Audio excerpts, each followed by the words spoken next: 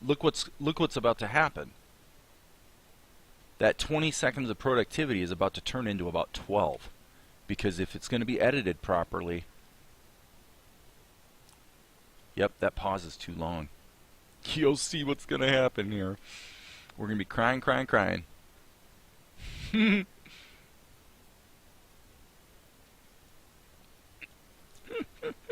Look at that.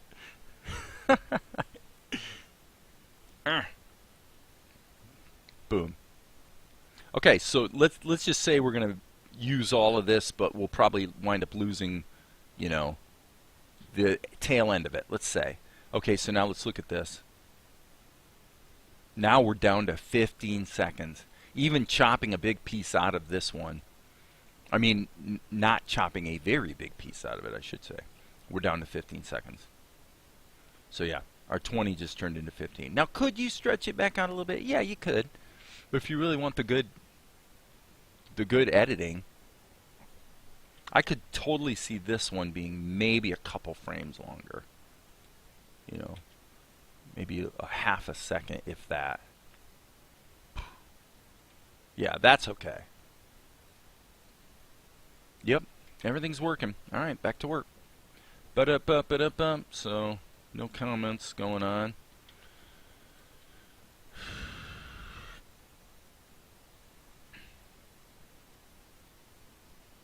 Okay. Now, this shot doesn't belong in here. This shot does not belong in here. I'm getting rid of it. That shot does not belong. Boom. We need to cut to this, and then he's going to move in and start kind of going like this, and then you're going to hear the chains rattling. Okay, so he says, oh, strike that. I was wrong. Actually, that shot does need to be in there. Okay, what can we do to make this work?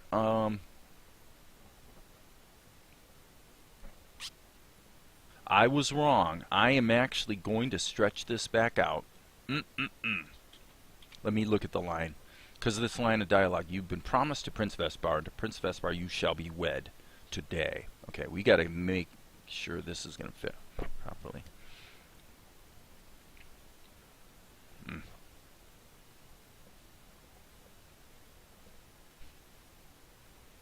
Oh, spare me. You ought to show your mother a little appreciation. You've been promised to Prince Vespar, and to Prince Vespar you'll be married today. Okay, yeah, see, so this is actually partly where the problem is too. Unfortunately, we had those extra frames at the top. You've been promised to Prince Vespar, and to Prince Vespar you'll be wed today. Okay. If we do that, then we don't need this wide shot. I was correct the first time. I do think this should be expanded by about 4 frames. So I am going to insert multiple hold frames. I would say, let's just be safe. We'll put in 8 just to give it plenty of breathing room. So we can chop it at the beginning if we need to. But I want to have enough time before his hands go down. You've been promised to Prince Vespar, and to Prince Vespar you'll be wed today.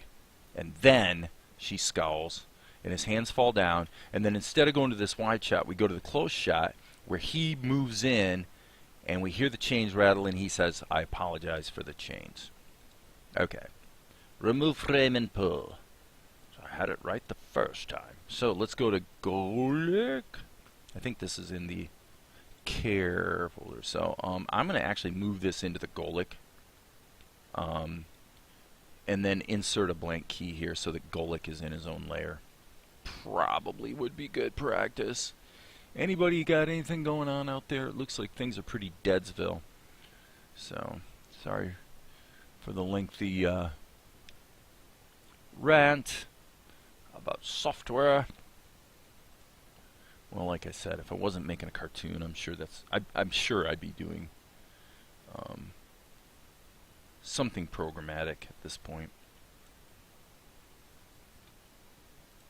Okay, why don't we just save ourselves a little bit of grief by tightening this up so we can turn around and use it wherever, however we need to.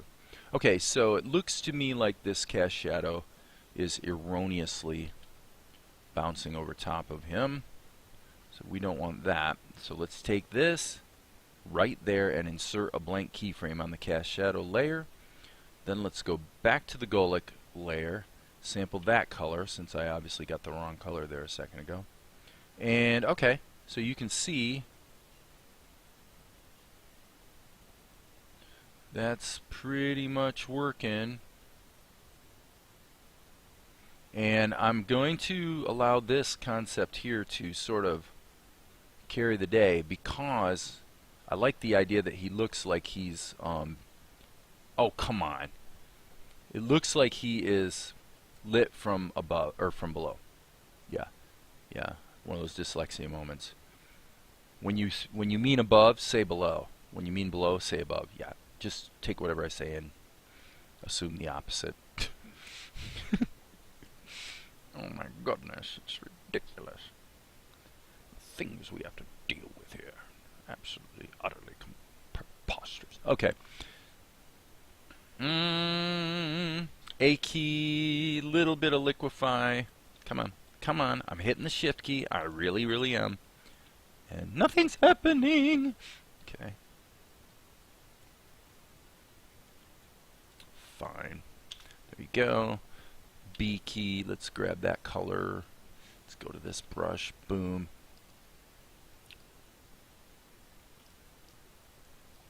It's a little bit anemic.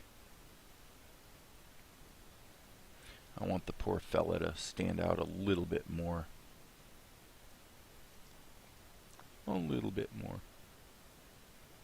Okay. 5 key. Boom, boom, boom. Let's give the boy a couple wrinkles.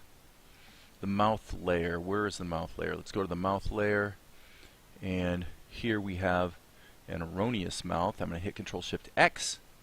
And then I'm going to actually hit Insert to insert a blank keyframe. Stop. Z key. Undo. You're in the wrong freaking layer there, Jack. You're in the wrong freaking layer.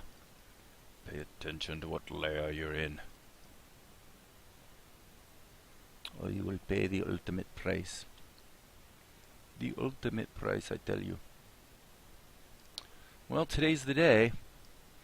If all the QAnon people turn out to be right with any of their predictions, bearing in mind, of course, that so far, and I kid you not, 100% of the predictions they've made for the past more than a year have all turned out to be wrong.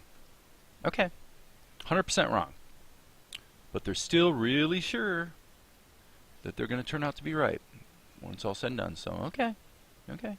Maybe that'll happen.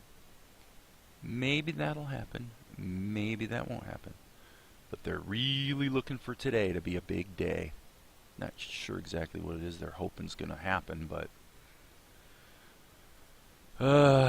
my suspicion is today's going to come and go.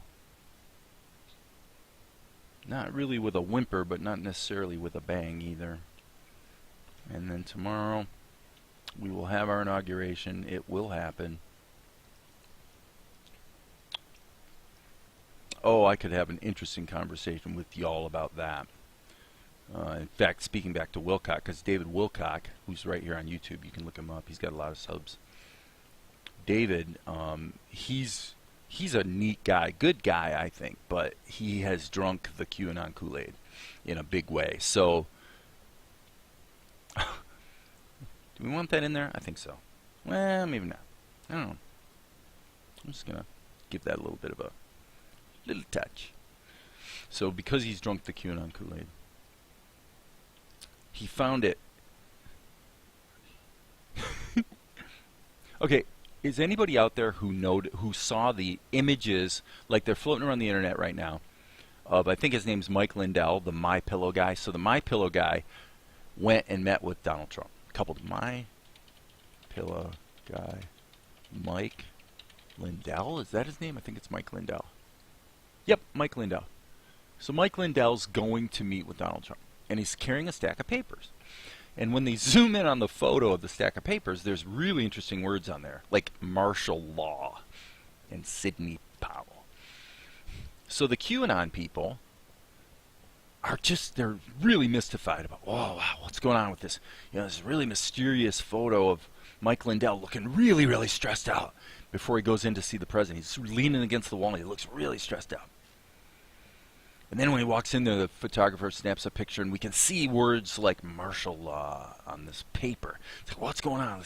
Wow, what's the big plan here? But it's really, really confusing because, we got these photos of him meeting with the president, and they're kind of laughing, and they never really talked about this. They didn't really talk about martial law or anything. Or, it's really confusing. So David Wilcock's super confused. Again, David Wilcock, great guy, but he's just really whacked out because he's just thoroughly drunk the QAnon Kool-Aid.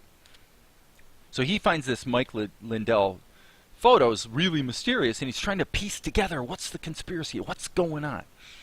And I'm going, dude, are you serious? Okay, here's what happened. Everyone knows that Mike Lindell, the MyPillow guy, is an ardent Donald Trump supporter. Okay, that's fine. That's his prerogative to be an ardent Donald Trump supporter. Okay. Well, because he's the MyPillow guy, he's kind of like world famous because he advertises constantly on every platform under the sun. Yes, exactly. So the MyPillow guy, so they got these pictures, and it was so funny. This was on David Wilcock's live stream like 1 or 2 nights ago. Okay, so we got the MyPillow guy. If you Google Mike Lindell, you can see it. But these are like really mysterious. Here he is. He's outside the White House, and they get this picture where you can zoom in on the papers he's carrying. Okay, and we can see words like, as I say, words like Sidney Powell, words like martial law, blah blah blah blah blah blah. So David Wilcock just seems to be mystified as he's live streaming about this because he can't seem to piece it together. What's going on in the conspiracy? How does this factor in to the big internet blackout that's going to happen for 3 days when they arrest all of the child pedophile satanic lizard people like Hillary Clinton? He can't figure it out. I'm going, okay, dude, let's all quit being so stupid, and I'll tell you exactly what's going on. Here's what's going on. A, Mike Lindell is very famous because he's the MyPillow guy. B, he's well known. As you say, Ajax, he's a conservative. He's a Trump supporter. Okay? Mike Lindell has, by some happenstance, at this late date, gotten the very unusual opportunity to meet with Donald Trump. Just because of who he is, it just kind of worked out. It's like, yeah, would you like to, come and hang with the president for, 20 minutes? He got the opportunity. So what did Mike Lindell then do? Well, you have to look at your history here a little bit. About 3 weeks ago, the Trumpers were really Twitter-pated about Executive Order 13848. Because Executive Order 13848 says that the president, if there's essentially foreign electoral fraud, it gives him fairly broad powers to do some interesting things, one of which delves into the realm of shutting down the media. In other words, there would seem to be a pathway for the president to shut down platforms that are not favorable to himself, like Twitter, like Facebook, like whatever. Okay? And so the Trumpers are all excited, and my Trumper friend is posting on Facebook. He trumps 13848. Right? He's just alluding to this executive order.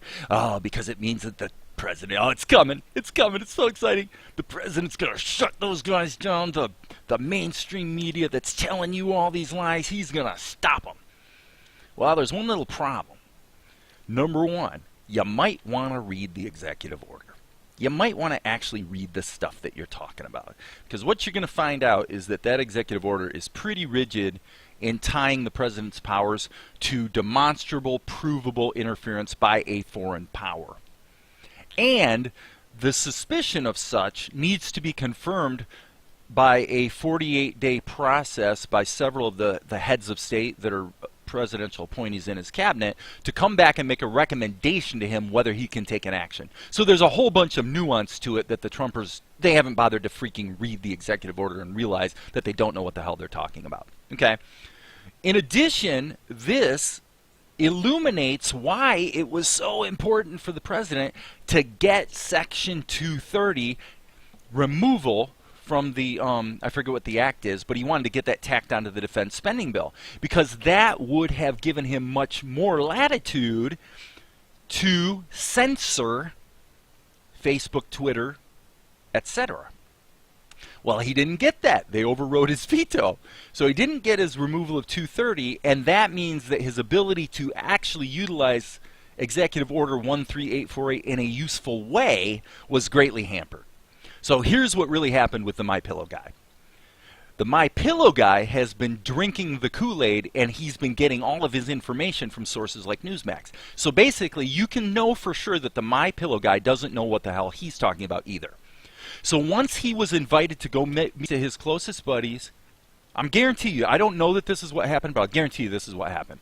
So Mike Lindell, because he knows he gets to go meet with Donald Trump, he goes and he crafts this, whatever, probably a 20-page plan that explains, here, Mr. President, here's my idea for what you could do now at the last minute, at the 11th hour, to go ahead and institute martial law in the United States and actually steal the election.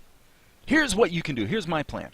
So what happened was, this is why the pictures of Mike Lindell before he met with the president, he's standing outside the White House looking real stressed out.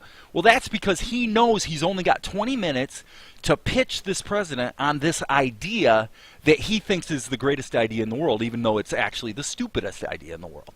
Because he's not smart enough to know that his rationales for what the president can do actually don't make any sense, and the president also knows that, because if the president didn't know that, he would have used executive orders. Here's the deal.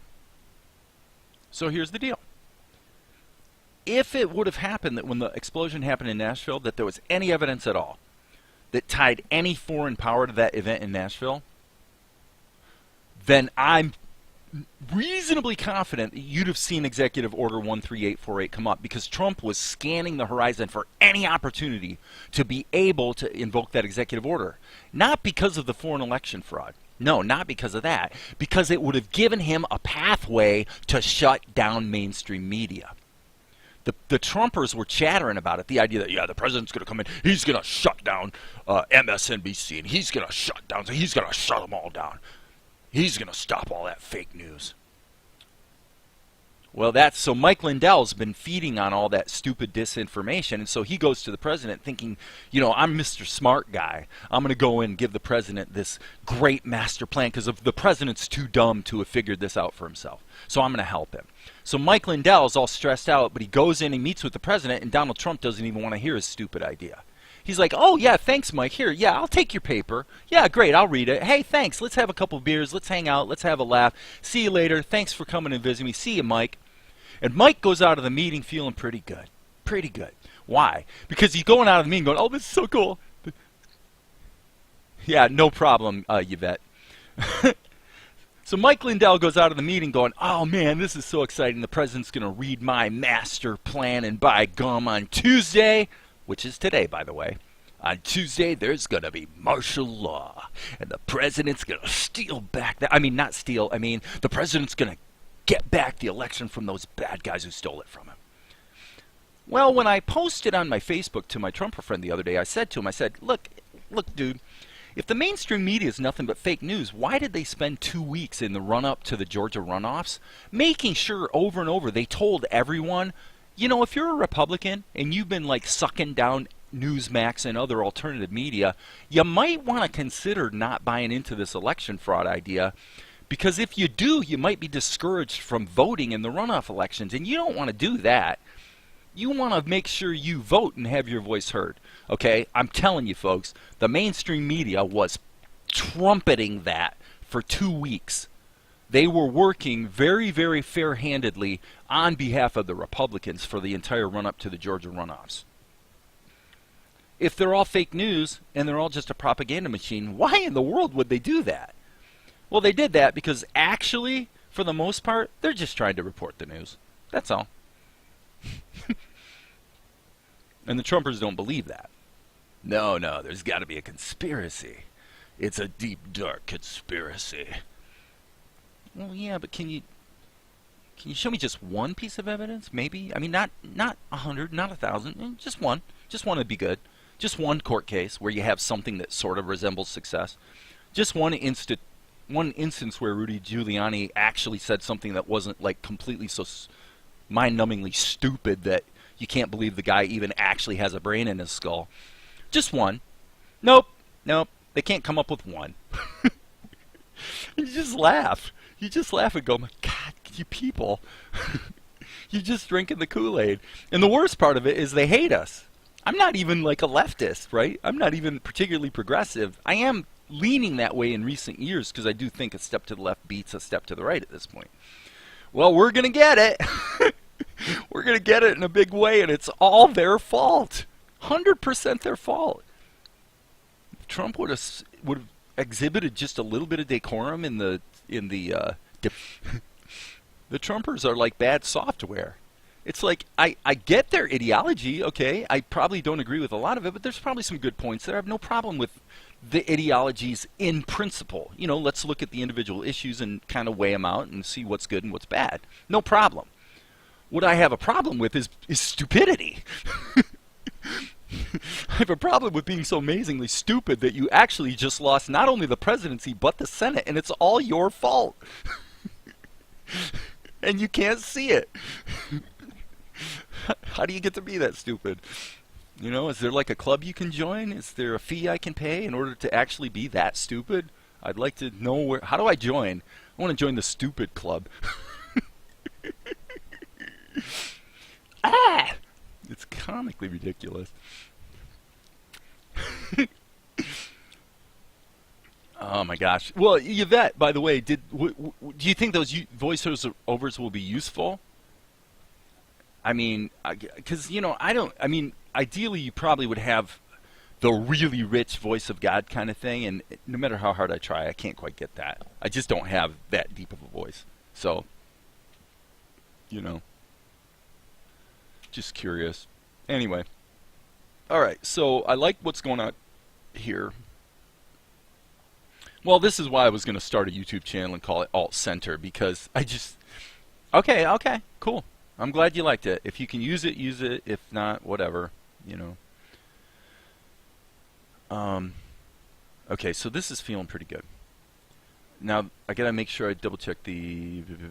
Yes, and so this is going to be...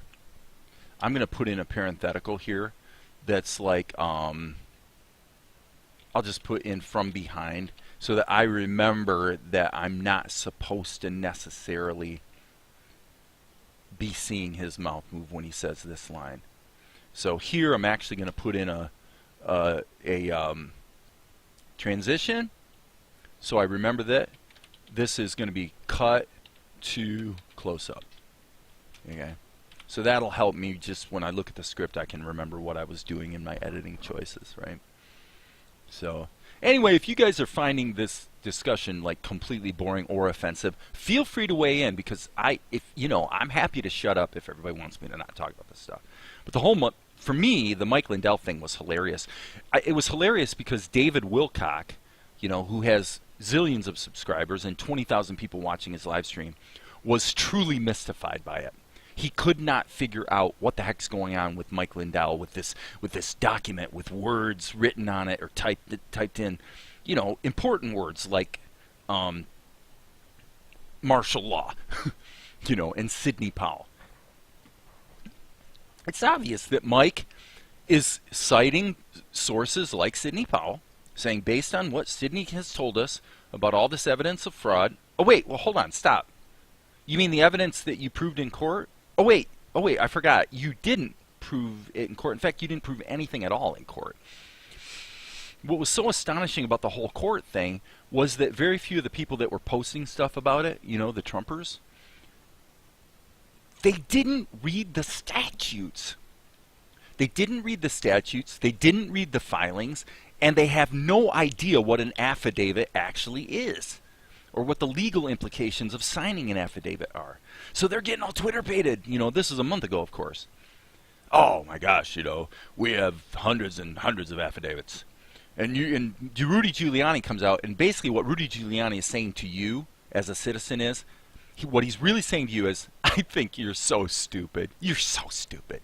Anything I say, you're going to believe. So he says, yeah, if they sign an affidavit under penalty of perjury, we know that no one would ever sign an affidavit unless they were telling the truth, because, you know, they're going to go to jail forever for perjury. No. Actually, that's not what happens at all. But Rudy knows that. He's an attorney, and he knows that. But he also knows that you don't know that. And Rudy Giuliani has nothing but contempt for the most ardent supporters of Donald Trump, because he thinks you're stupid. And he's glad you're stupid, so that he can lie to you, and you actually don't know that he's lying to you, because you want so badly for it all to be true. And they capitalize on that. Now, what is an affidavit? Look, what you do is you look at the affidavit and you spend 30 seconds saying, okay, is there anything to corroborate the testimony in this affidavit? Because the person who wrote it could have made a mistake. They could have seen something, but they thought they saw something, but they really didn't. That's what really happens in the real world. And if there's nothing to corroborate it, it has no credibility, you throw it out. You do not throw the person in jail. They only get thrown in jail if A, it can be proven that they deliberately lied on the affidavit, and B, you actually put them under oath and then they give sworn testimony. And 99.9% of the affidavits get thrown out before you ever get to that point. Therefore, when Rudy Giuliani said to you, Americans, that you can really bank on these affidavits, there's so many of them, we know this is ironclad proof, he knows perfectly well that that's not true. Therefore, there's only one thing that I know is true. And that is that Rudy Giuliani thinks you are an idiot, and he's banking on that. But this is the thing that my Trumper friend, he can't see it. He can't see how he's being treated as completely stupid, and the people he's supporting are really, really glad he's stupid. They're really glad, because they've been able to play him like a fiddle and just make him believe any stupid, ridiculous story they want to throw out there.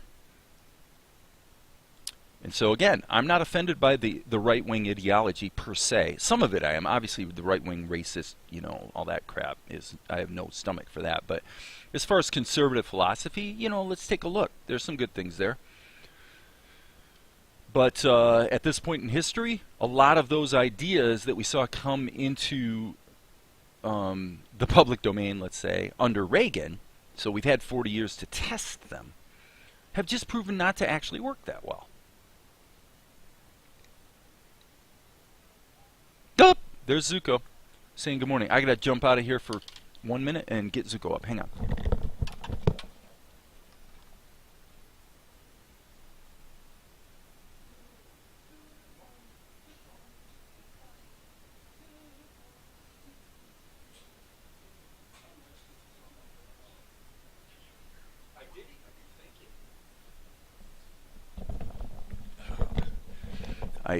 I get Zuko up and he says to me, he says, good morning. Did you eat your greens?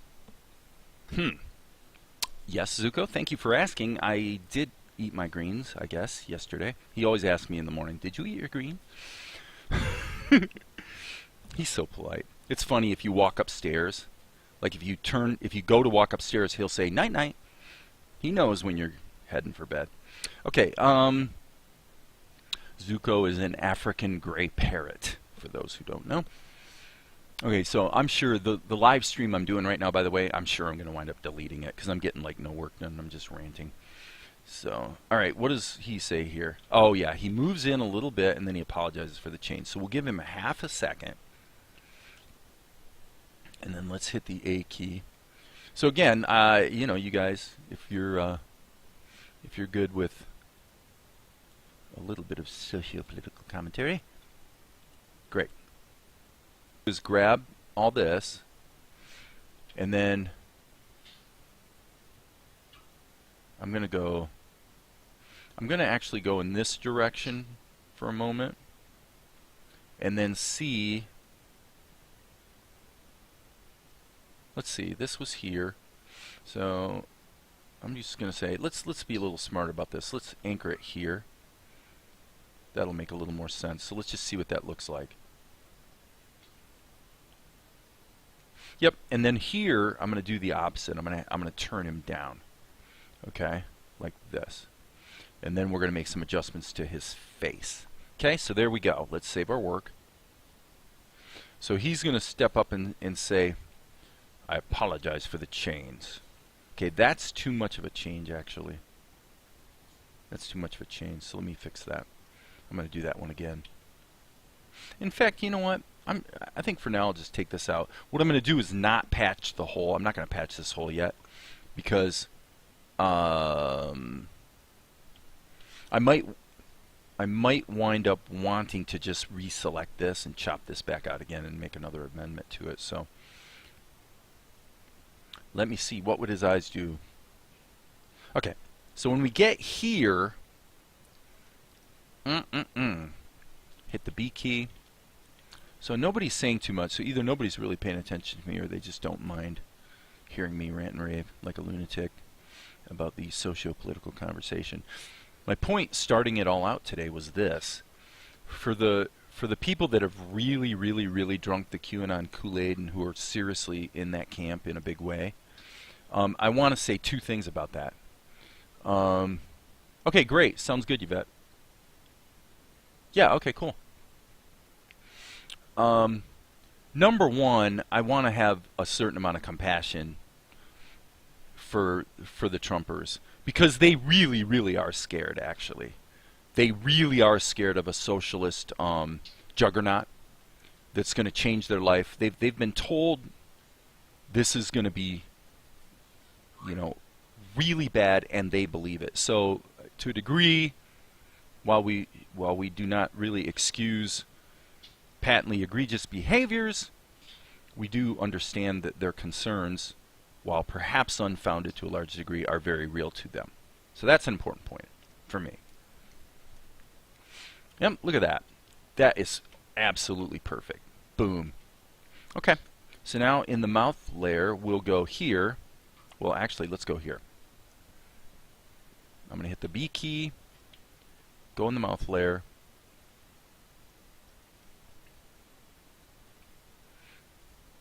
I am not even sure if they themselves know what they're expecting to have happen today.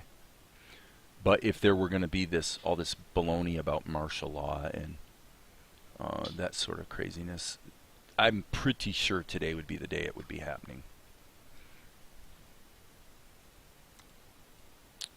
And that would require some sort of, you know, they're just making up all kinds of crazy stories at this point. You know, they think that the minute Biden's elected, he's actually gonna invoke a false flag event. I'm gonna hit the 5 key and get this. Whoopsie. And I'm not even sure what the stratagem is supposed to be there. Like, why would he need a false flag event? I think it's got to do with the idea that I think the idea is that Biden will want to maybe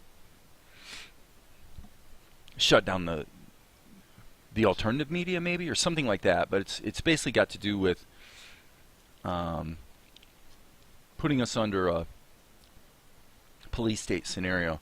This is why I've said that you always create what you fear. Because if you think about it, what's one of the things that the Trumpers have been complaining was going to happen?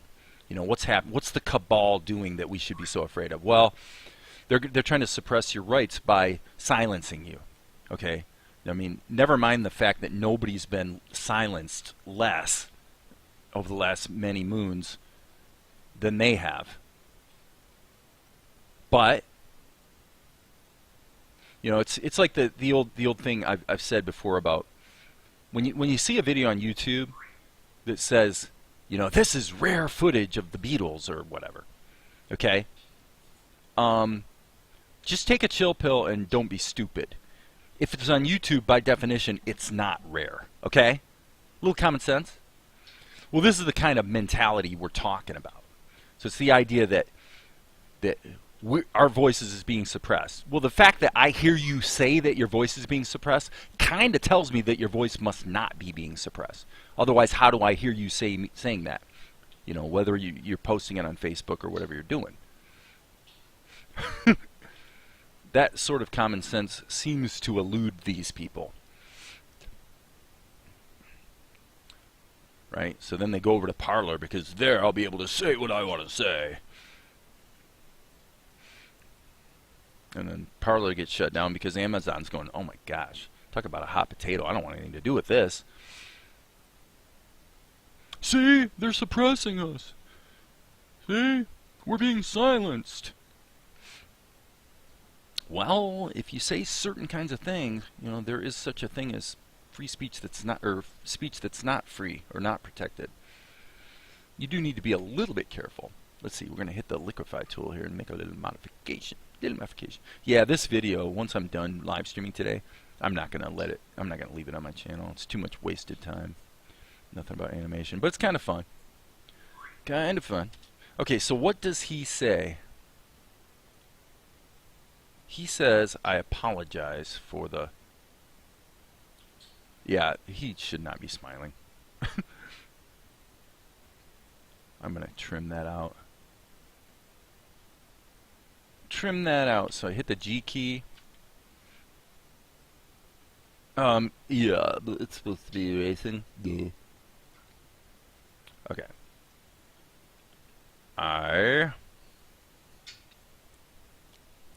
Now we're just going to go for it here. Here we go. Not in erase mode. We're going to hit insert.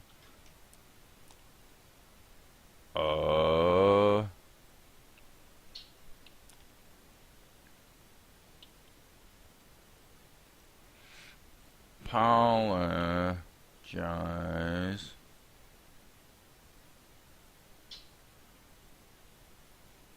This is going to be a tricky one. I'm doing more standard type.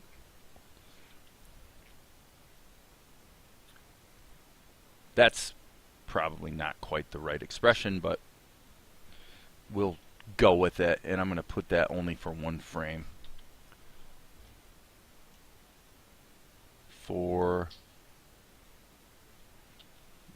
So this is a good example of, you know, for me, just drawing the shapes like that is faster than referring to like a library of phonemes. Crazy, huh? Alright, and now here, yeah, I'm just going to draw it.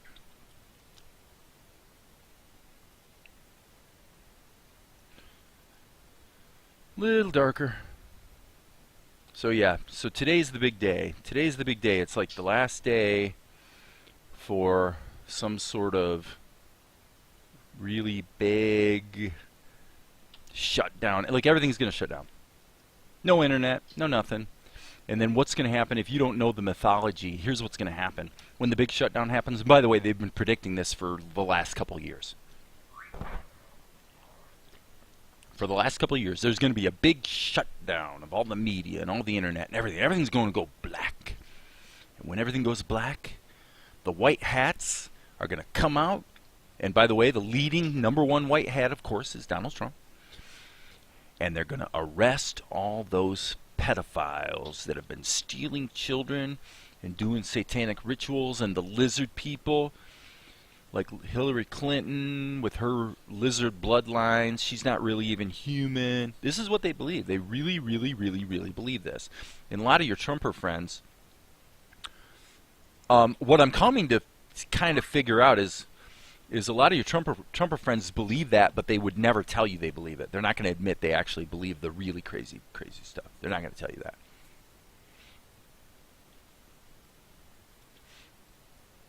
Apologize for the chains. Okay, so this needs to be here. In fact, yeah, that mouth shape looks stupid in a big way. So they keep waiting for this big blackout thing to occur. Because during the blackout, justice is finally going to be served. There's 100,000 sealed indictments that are going to be unsealed. When they unseal them, all the bad hats, all the black hats, the bad guys are finally going to get justice. They're going to be arrested. Yeah. Yeah, I don't think so. I apologize for the what? For the chains? I apologize for I apologize for the chains. I apologize for the chains. Okay, so the F, that's a beautiful mouth shape, but it really doesn't actually make sense here. And honestly, this probably would all be better if it was standard anime style lip sync, just alternating shapes. But that's okay. That'll work. That'll work. Okay, so we're gonna go with that. Anybody still out there? Anybody still hanging out? What's going on, people?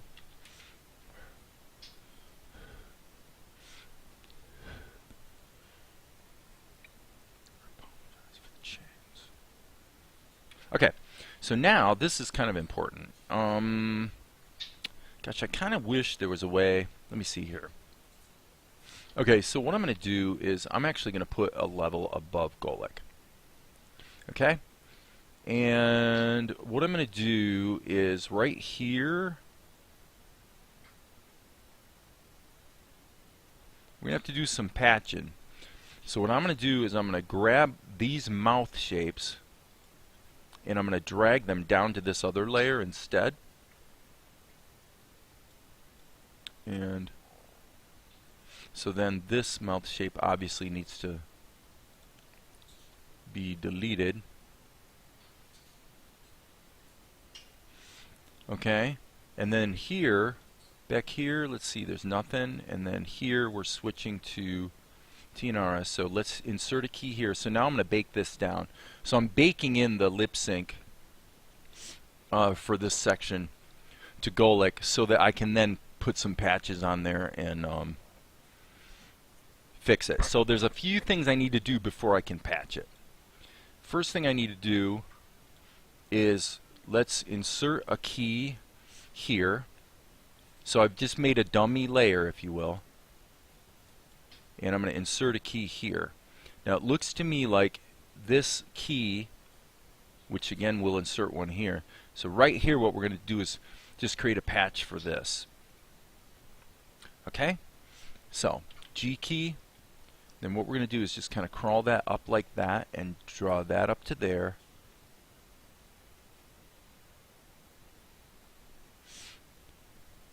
So the point of my story was that if the big blackout, and potentially accompanied by things, all kinds of crazy stuff like martial law, if that doesn't happen today, a lot of the Trumpers are going to be like, wait a second, what happened?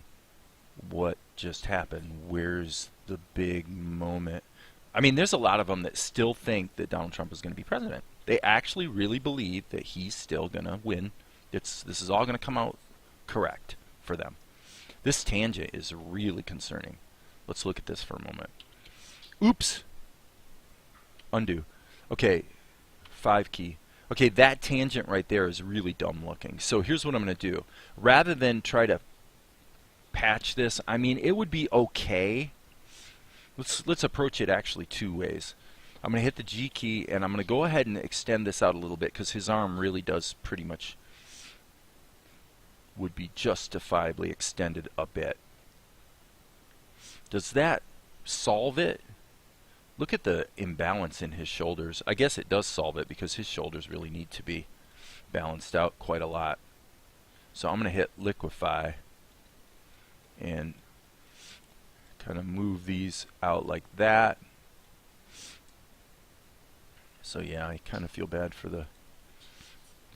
And I'm going to bake that down. So now that's baked in. So yeah, I feel kind of bad for the Trumpers because they're pretty stressed out right now. They're pretty stressed out. Bit off topic. You think there's a place in the market for films and animation that are well written, like The Apartment, where not a lot happens with no action? Yeah, of course. Of course, Ajax, write it, do it, rock and roll, just do it. Okay, and then maybe I shouldn't have baked in the voices. What the thing is, I'm going to try this. This is going to be actually tricky. So I'm going to turn on onion skins and turn off the background so I can really see what I'm doing here. Because once we get here, we're going to have to do some serious modification.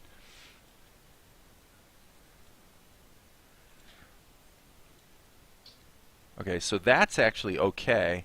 If this goes up and then starts to come back down again, that would be fine. Like that. You'll see that this is kind of sort of going to make sense. All right, just a little modification there, and then I'm going to bring it back up. Because what I'm trying to do is I want to make it look like he's fiddling with something, because he's supposed to be undoing her chains right now. So to Ajax I say, absolutely. Absolutely, my friend. It just, all that matters is it entertaining? If it's entertaining, it'll work. And you will find your audience.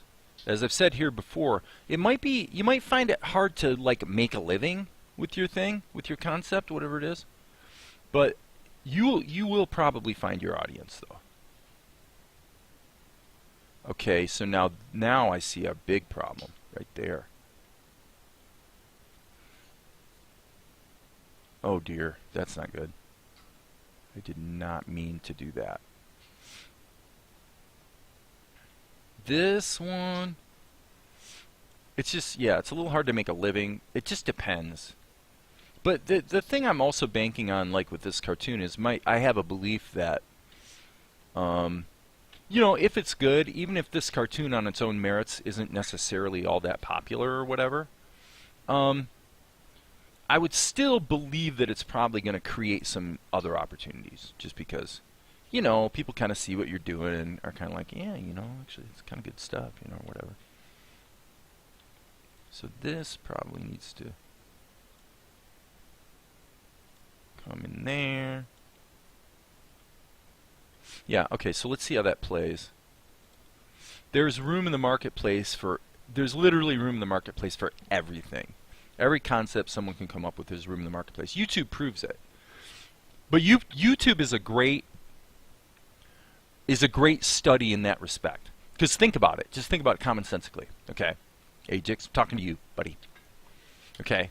You can create anything you want and put it on YouTube, basically. And once you've done that, then you stop and you go, wait a second. Not getting any big paychecks for, you know, YouTube advertising. Not really getting that many subscribers. Not really getting that many views.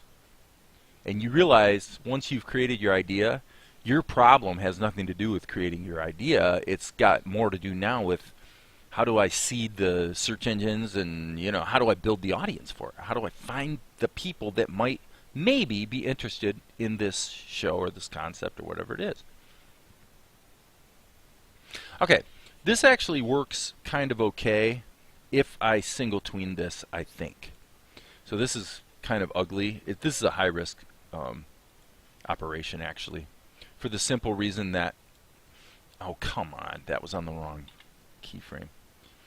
It's a high risk operation because if it turns out the animation looks really stupid,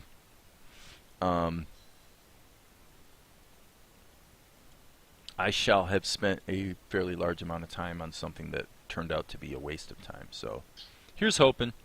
Here's hoping. So what I'm doing is I'm putting tweens in between the dialogue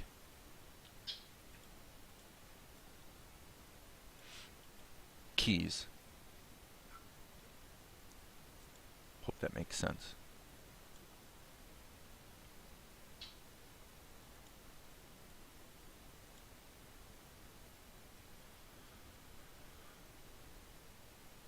So it's going up now.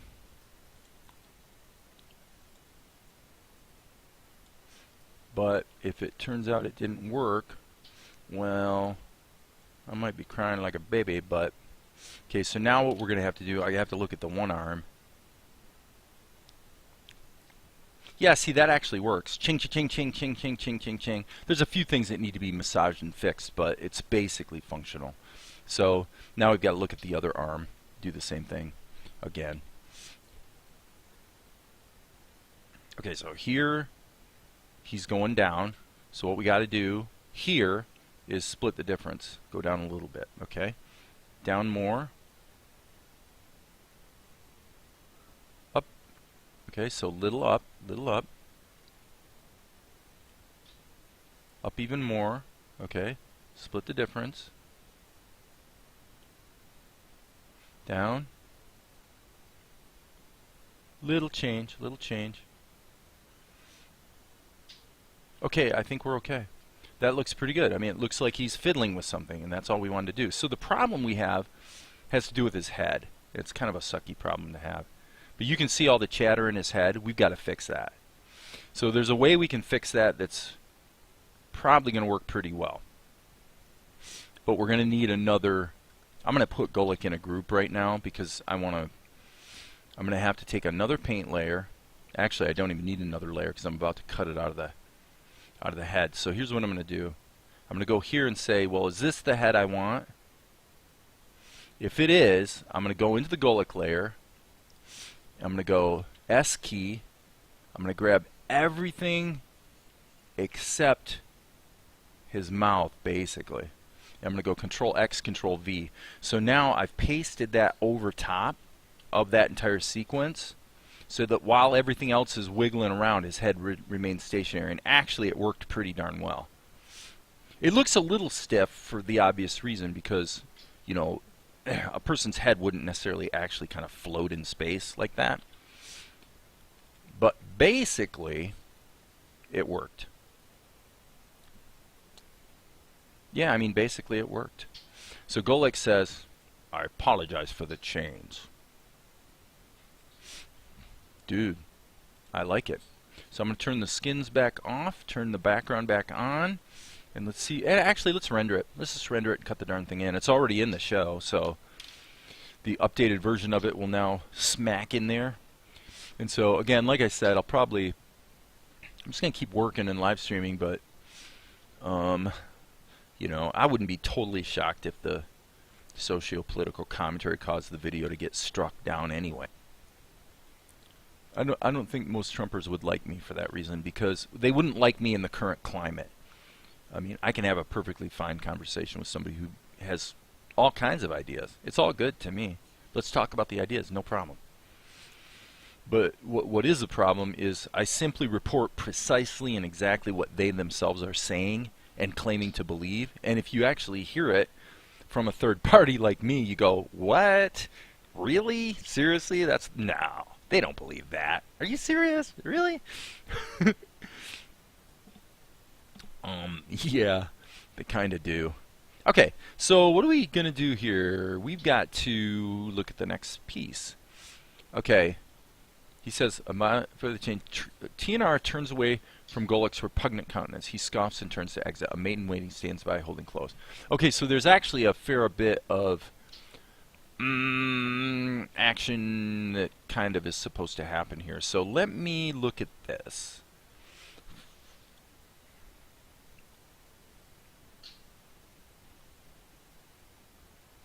Okay, yeah, actually this is going to work. So what we're going to do, we're cheating in a big way here, folks. Here what we're going to do is we're going to come back. We don't really need this pose. The thing we're not going to bake in at this point, methinks, is going to be the mouth, because the mouth is actually kind of split partly between TNR and Golik. Now it looks to me like it's mostly TNR, actually.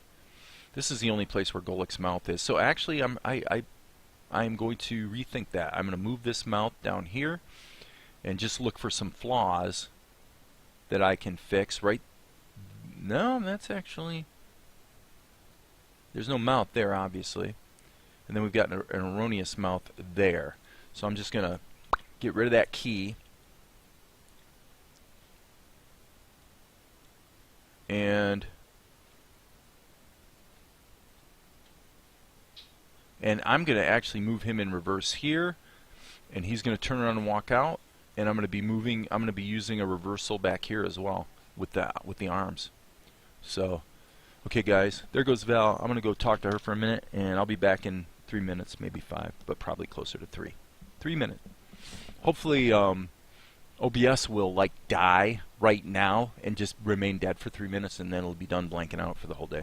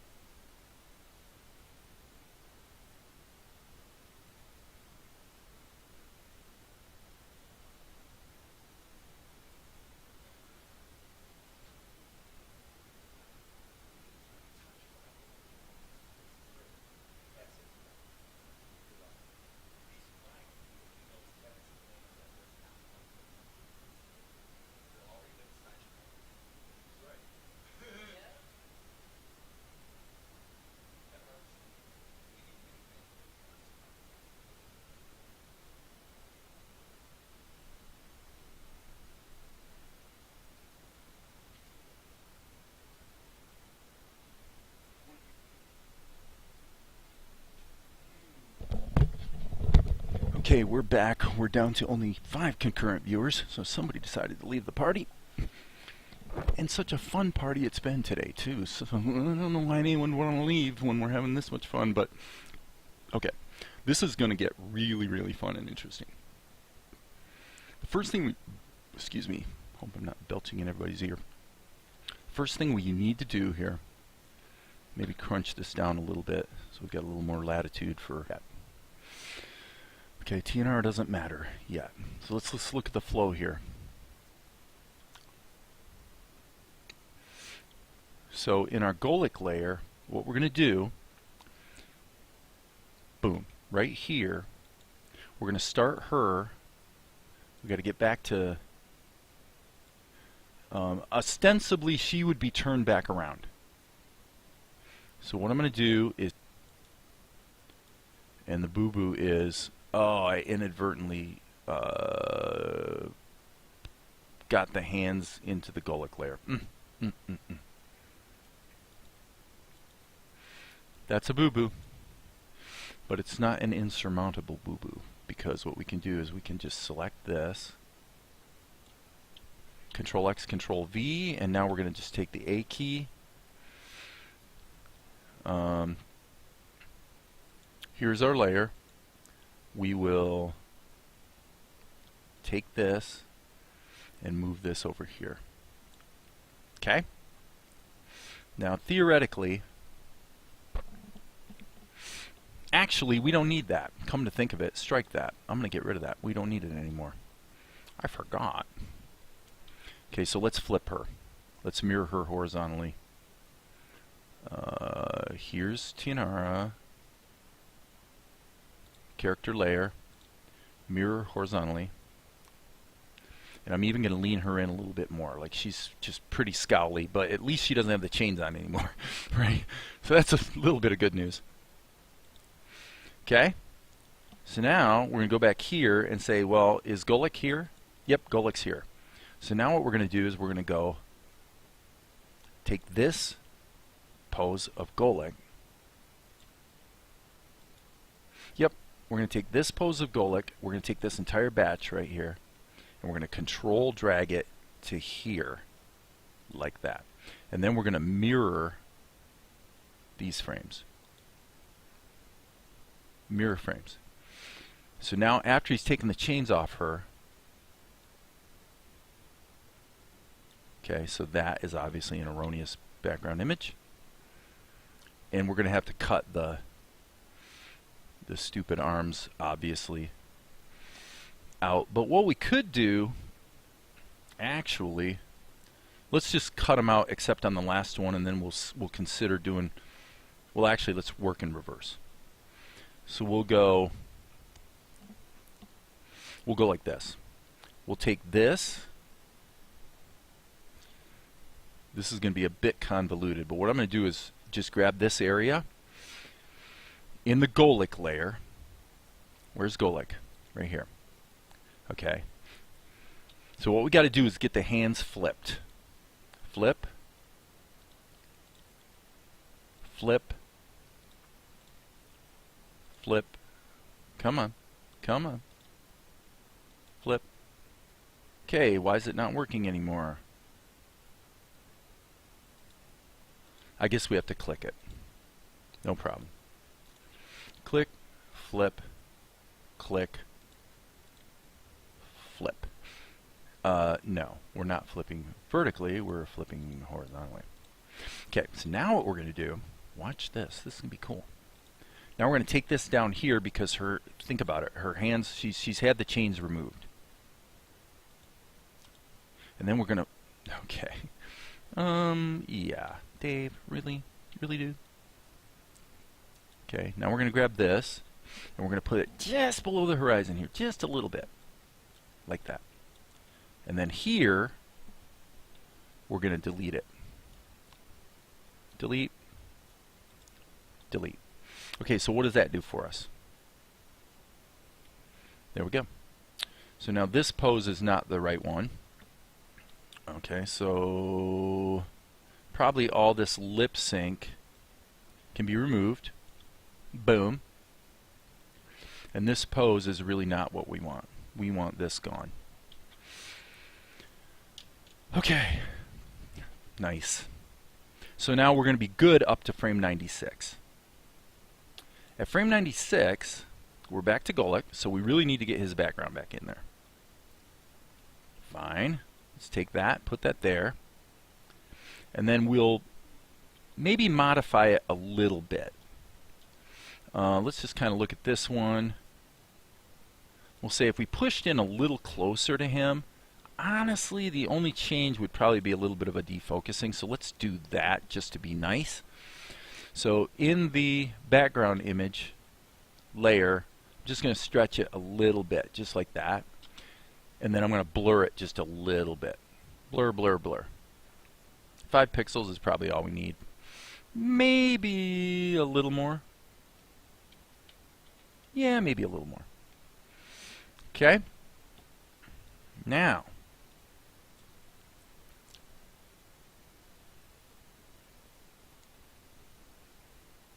what he's going to do, let me see about this. We don't need, oh yeah. Yes, this is what we want. Okay, all this stuff. Is this in the, yes, this is in the character layer, as is this. So this is a little bit confusing because this is no longer the Golic layer. We're actually back to the character layer. So what we're going to do is we're going to take these keys and move them here, and once again mirror the frames. And he's going to just step back like so. Okay, so do we need the mouth in there? No. So the mouth we get rid of. Okay, so after he's done doing the chains, he kind of steps back. Alright, with the caveat that 2, 3 is that here he's really moved back too far. Okay, why are we seeing the mouth there? Let me check something real quick. It's there, so it must be here in the mouth layer. Yes. So we need to kill that keyframe and just insert a blank keyframe. And then here, again, same thing. Control X or Control Shift X and then insert.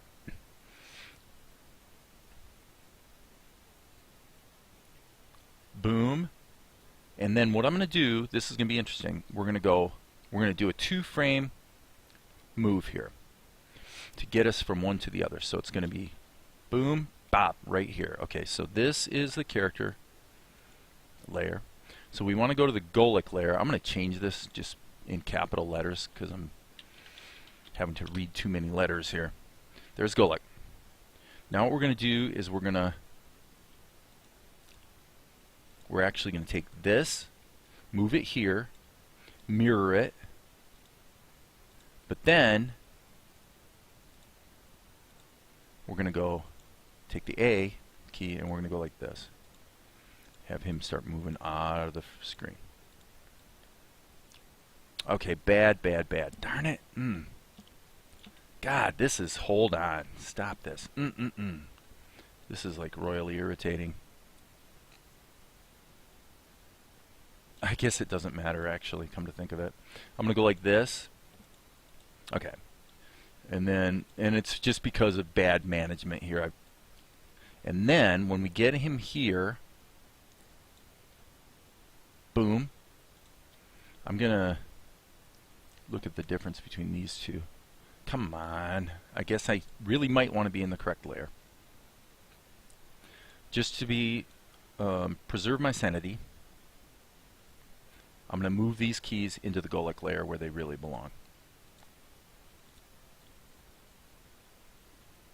And then what I'm objecting to is this shot. So I'm going to take this one out. Yeah, that works. Okay, so File, Save. Oh, this is a lot of work. All this stuff, get rid of it. We don't need any of it. All right. File, Save. Let's render this and we'll see what we have, because I think we're getting close to probably as far as we're going to want to go with this sequence. But holy smokes, there's a lot of stuff. A lot of stuff.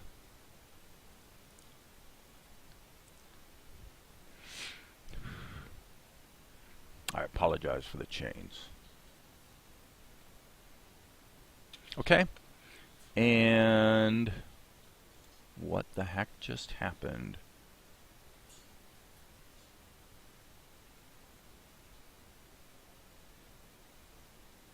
Probably this sequence needs to be pushed back so that it jumps right in there a little quicker.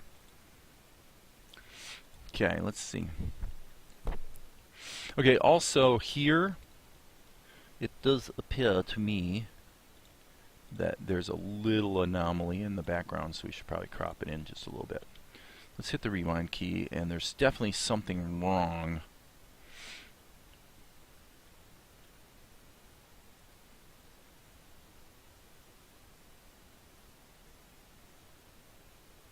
Yeah, actually that's correct. So if we render this, this is 357, 357. Let's render that again.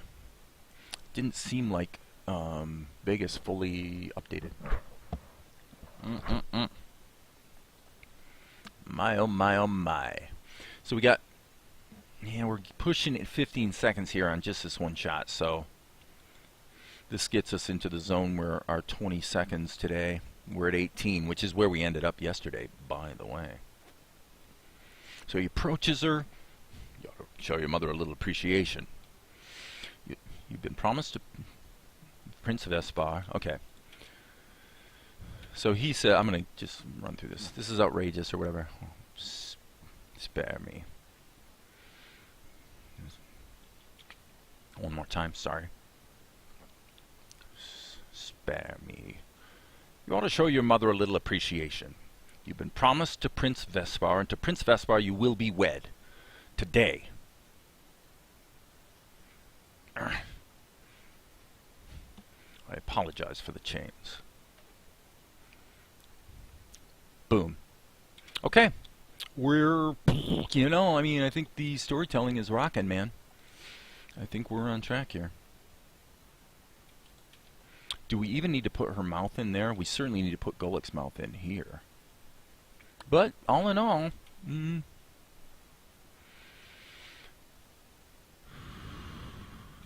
I don't quite love that transition right there. Chink, chink, chink. We can hear the chains rattling. That's actually okay. That's actually not too bad. Now this is good because this creates a situation where now we can see the slave girl come in the doorway, which is actually the next thing that happens in the script. So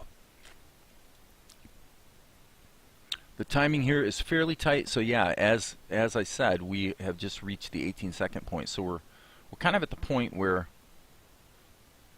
whatever our goal might be for today, we're pretty close to it. Pretty close.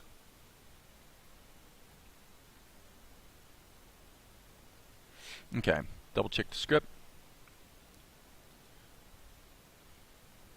Yeah, I mean, the script doesn't quite nail all the attitudes quite right, but basically we're on track. We're on track.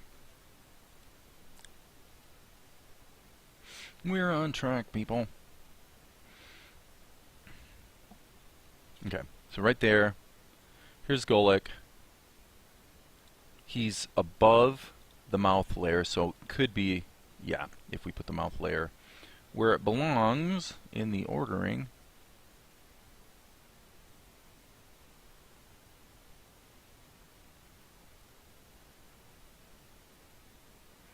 Boom, boom. Yeah, so as I stated earlier, this little sequence probably should go here, and it's debatable whether there should even be one blank keyframe. No, one's okay. One's okay. That feels pretty smooth. Okay, so let's go to Tianara. Here. Mouth layer. There's really nothing in here, so I think those can all be, or that can be deleted. And here, we'll go into the mouth layer. Boom, boom. And B key, just put that in there. Oops, I kind of blew that. There we go. And then when we get here, let's insert another key. Insert. Okie dokie. So here we've got a little bit of anomalies that we want to maybe smooth out a bit here. So let's just toggle through these keys and see if there's a bunch that we need to fix. So I'm going to have to look at the headlines today and see if any of the world-changing stuff that half of our population's been getting Twitter-pated about is actually happening today, because if it is, then it will turn out that I was wrong. And I'll be wrong. You know, I might be completely wrong. Like, I don't know what I'm talking about. The only reason I'm so confident is because over the last 60 days, literally 100% of the items and issues that my Trumper friend has posted on Facebook about, 100% he's turned out to be wrong about every one of them. Every time he said this is what's about to happen, it didn't happen. And in every case where I actually chimed in and said, no, I don't know, I've kind of read the relevant statutes, I've kind of read some things about that court case or whatever, and I'd say, I don't know, buddy, I think maybe that's not what's going to happen. To the extent that I've chimed in, which is about a half a dozen times maybe, 5 or 6 times, 100% I've been right and he's been wrong. Every time. So I'm feeling pretty confident about my ability to read what's going on, legally anyway, with the legal implications of all this stuff. Okay, we definitely have a hiccup there, don't we? Oh boy. Is that on this layer? Let's see. It is. Look at that. Oh dear. Well, you know how we can fix that?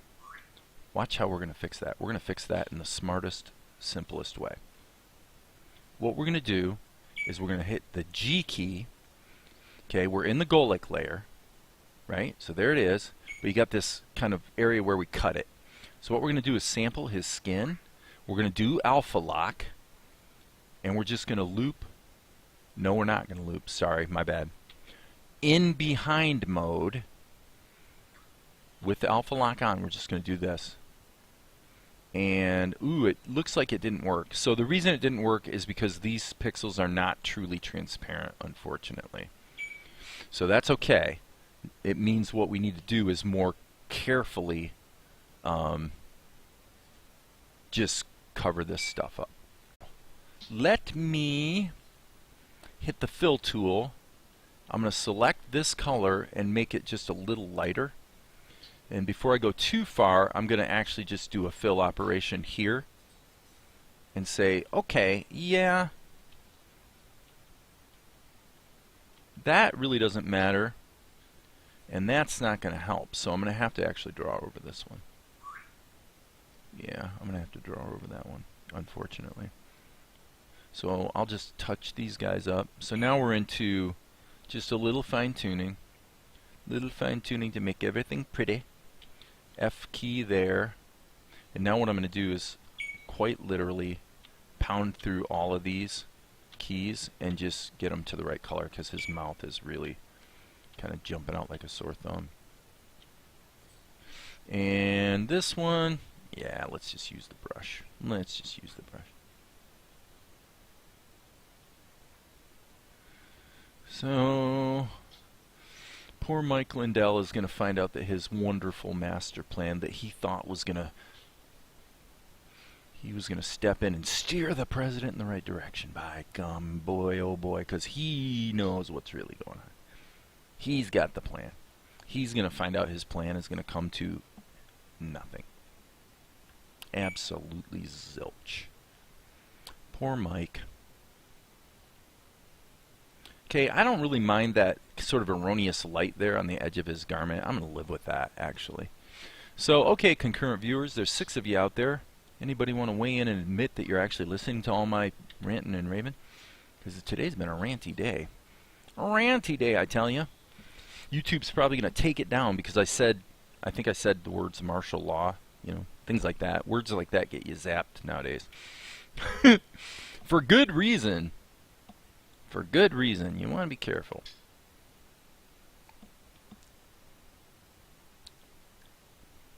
Chinky, chinky, chinky. Boy, the sound effects are really going to have to drive that one home right there, huh? Okay. So now this is kind of important. Save this. I don't think we want to go any further with this shot. I think we want to stop everything pull back, start at the end here. Basically, we're going to continue with this shot, but then Fala, the slave girl, is going to appear in the background. Okay? And I don't want to have to keep scrolling around in my timeline. So I'm going to hit Control-R and render this out. And then I think, I tell you the truth, guys, don't be insulted. I think what I'm actually going to do here is probably, I'm thinking probably sign off, take a little break, and then come back a little later in the day. I don't know. Haven't decided yet. Let's see how it's flowing. I gotta say, I really am liking the looks of this show. This is outrageous. Oh, spare me. You ought to show your mother a little appreciation. You've been promised to Prince Vespar, and to Prince Vespar you will be wed today. Get over it. I apologize for the chains. It was necessary. Boom. I am going to put those 2 lines in there. I like it. So he says, today, get over it. We don't want caps lock on. Get over it. And then down here, I'm just going to say, so he softens a little bit. I like that. I like the fact that Golek, he's a wily one, and he can soften up and be very, very sweet when he wants to be. He can be a sweet guy because he is always plotting. Always plotting, plotting, plotting, plotting. What do you guys think? You liking what you see? Chime in. Say something in the notes. The chat. Blah, blah, blah. Okay, I am going to go back now here, and I want to look at my storyboard situation because I think I might have some redundant. Yep, so this is where we're at, actually. This all needs to be deleted, and here is where we are at today. Today. Golly, it looks good. And no plastic tool. Now, there is one thing we could do. This is where we're getting into. You want to try to smooth this out a little bit? Let's smooth it out. Let's see what we can do. Okay? I'll show you how you would do that, probably. Okay. What we're going to do is we're going to come back here. Okay, this change here is, and I'm going to change the character layer. I'm going to change it to Tia since it's just Tia now. Now you're still lurking. I have the Steam open on my second monitor while working. Nice. Cool beans, Ajax. So what we're going to do here is we got to get from this key to this key. So what does that look like? Well, we could turn on the onion skins and you can see where she's got to get to. So let's just do it on one frame. So I'm going to hit the A key and I'm going to liquefy her in a big way. This is one frame. One frame. And she's going to get to there. Now this might be wrong.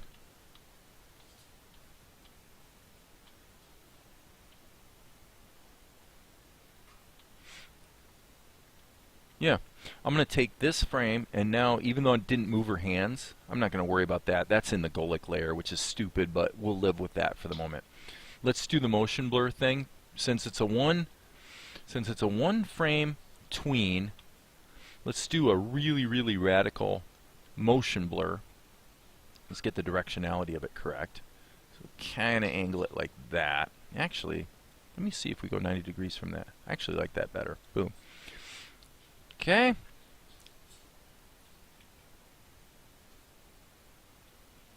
Boom, boom. I don't like it. Well, I don't know. Maybe I like it, maybe I don't. I don't like it, but I know why I don't like it. It's because it's too much of a straight tween. This is interesting. In point of fact, it should be a slow out, I think. So actually we should be cleaving closer to the original pose. And if we're going to cleave closer to the original pose, let's do this. Let's do it again. we'll go here. Let's do this a little differently. Let's just do a slow out. Just a little. Let's just move it. Let's favor the starting position. Okay? The mouth obviously is a little problematic. So in the mouth layer, we'll just go like that. And then let's just add a little tiny bit of motion blur. I like the motion blur, but just not very much, actually. The big obnoxious motion blur was, shall we say, a little, I overplayed my hand. There we go. Let's try that. Boom. Yeah, see, look at that. That looks smooth. That looks creamy. Now, to be fair, I'm going to take this pose here and move it downstream here and show you that actually you can do a slow out as well. So we could do the complete opposite. We could go like this, which actually is a legit pose. If you look at the way her face looks, that's a more legit pose anyway. Let's try that. Okay? And then again, let's do the motion blur thing and see if that looks even better. Okay? So we're starting here. I would say maybe it looks better if you put both of them in.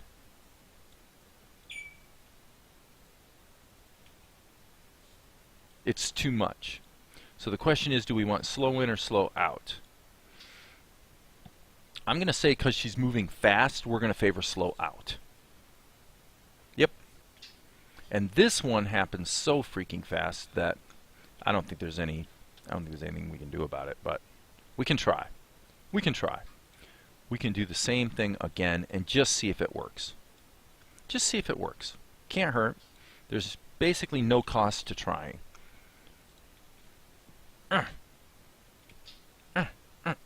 Okay, other than the fact that her eyes really can't be tilted in the wrong direction. Boom, boom. See, that actually works. So these one frame little bit of motion blur tweens are not too bad. It's just the key to it is you don't want a straight tween that's right between the two poses. You either want to go stay close to the starting pose or stay close to the ending pose. So I'm going to turn the onion skins off. And let's just go back here and kind of see what we have. Oh, let me check one thing here. Boom. Okay, now the way her hands disappear doesn't quite work. So if we're not going to be completely stupid, what we really should do is this. I'm going to say this is in the Golic layer, so let's just fix this once and for all. Okie dokie. We're going to fix this. We're going to go S key, select to just paste into a layer in Krita, but you really can't. There's really not a good, it is in my view one of the deficiencies of Krita, but it's just a choice the developers made.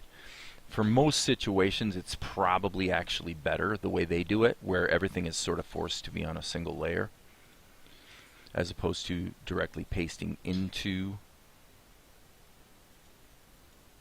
Okay, there. I think that's in the Golic layer as well. It is. So we've got to take these hands here. Let's do the selection. This is definitely a. This is the price that I pay on occasion for trying to keep everything flat, actually. So now let's solo the Golic layer and see if we've got things cleaned up. Up, nope, right there. Diggity dog. Those ones may not matter, actually, come to think of it. Those may not matter. What we now need to see is if there's any wacky overlaps because of the way the keyframes went. And it looks like not. So let's turn on Tia. And then the great thing now is we can take this and we're going to bake, bake, bake. Okay, so now the hands layer is more or less independent, and now what we can do is take this key and actually move it back to probably here. And then the question is, what do we want to do as far as the tween here? And I think you guys know the answer. The answer is we're going to tween it. So let's do it. Let's tween it. Let's actually flip it horizontally. We'll do it like this, like that. And then we will Control F and go ahead and put the motion blur in there. It looks okay. She's doing a little dance. Look at her dancing. Ah, we love it. Okay. So as usual, OBS is kind of on and then kind of off and then kind of on, kind of off. So let's save this. Save, save, save. And now we're going to render. Render forever. Go. Come back to Vegas. Boom. And this is updated. And now I think we are done with this sequence, this shot. And we're ready to go to the next piece of the show. So the only reason that long hold there works is because Golik is talking over it. Yeah, I mean, that was seamless. I actually watched that, and it was smooth and entertaining enough that my brain actually shut off, and I wasn't even thinking about what I was seeing. I was just accepting it in my head. So that's good. That's a good sign, folks. I think it's looking really, really good. Okay, so here, as we can see, Fala appears in the background. So, what we're going to do, I want to check a couple things here so we can kind of front load our work. We've got this wide shot with Fala. Then we got this shot, which is we haven't seen before. Then we got this, which is a close-up with that same background we had before. This would be the wide version of the background. This would be essentially the same shot we saw that was new here in terms of the background and the framing of it.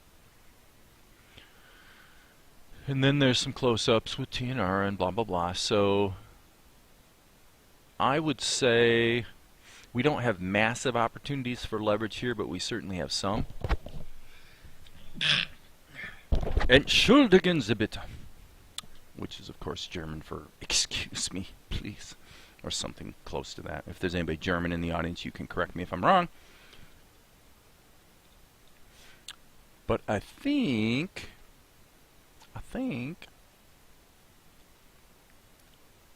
we're in good shape. So what happens now is we go from this, we got to go to the next shot. So let's save our work and then we'll resave it under a different name, but we'll just keep everything there and start rearranging things. So we're going to 362. Yes, friends, we're going to frame 362 for now. So we're going to save it as 362 PNG.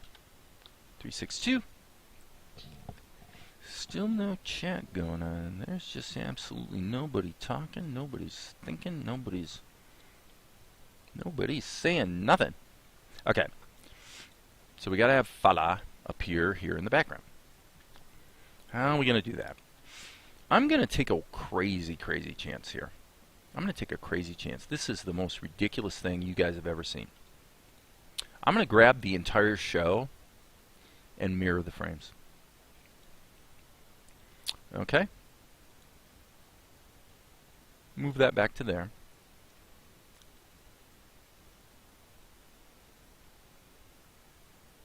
Everything's going in reverse.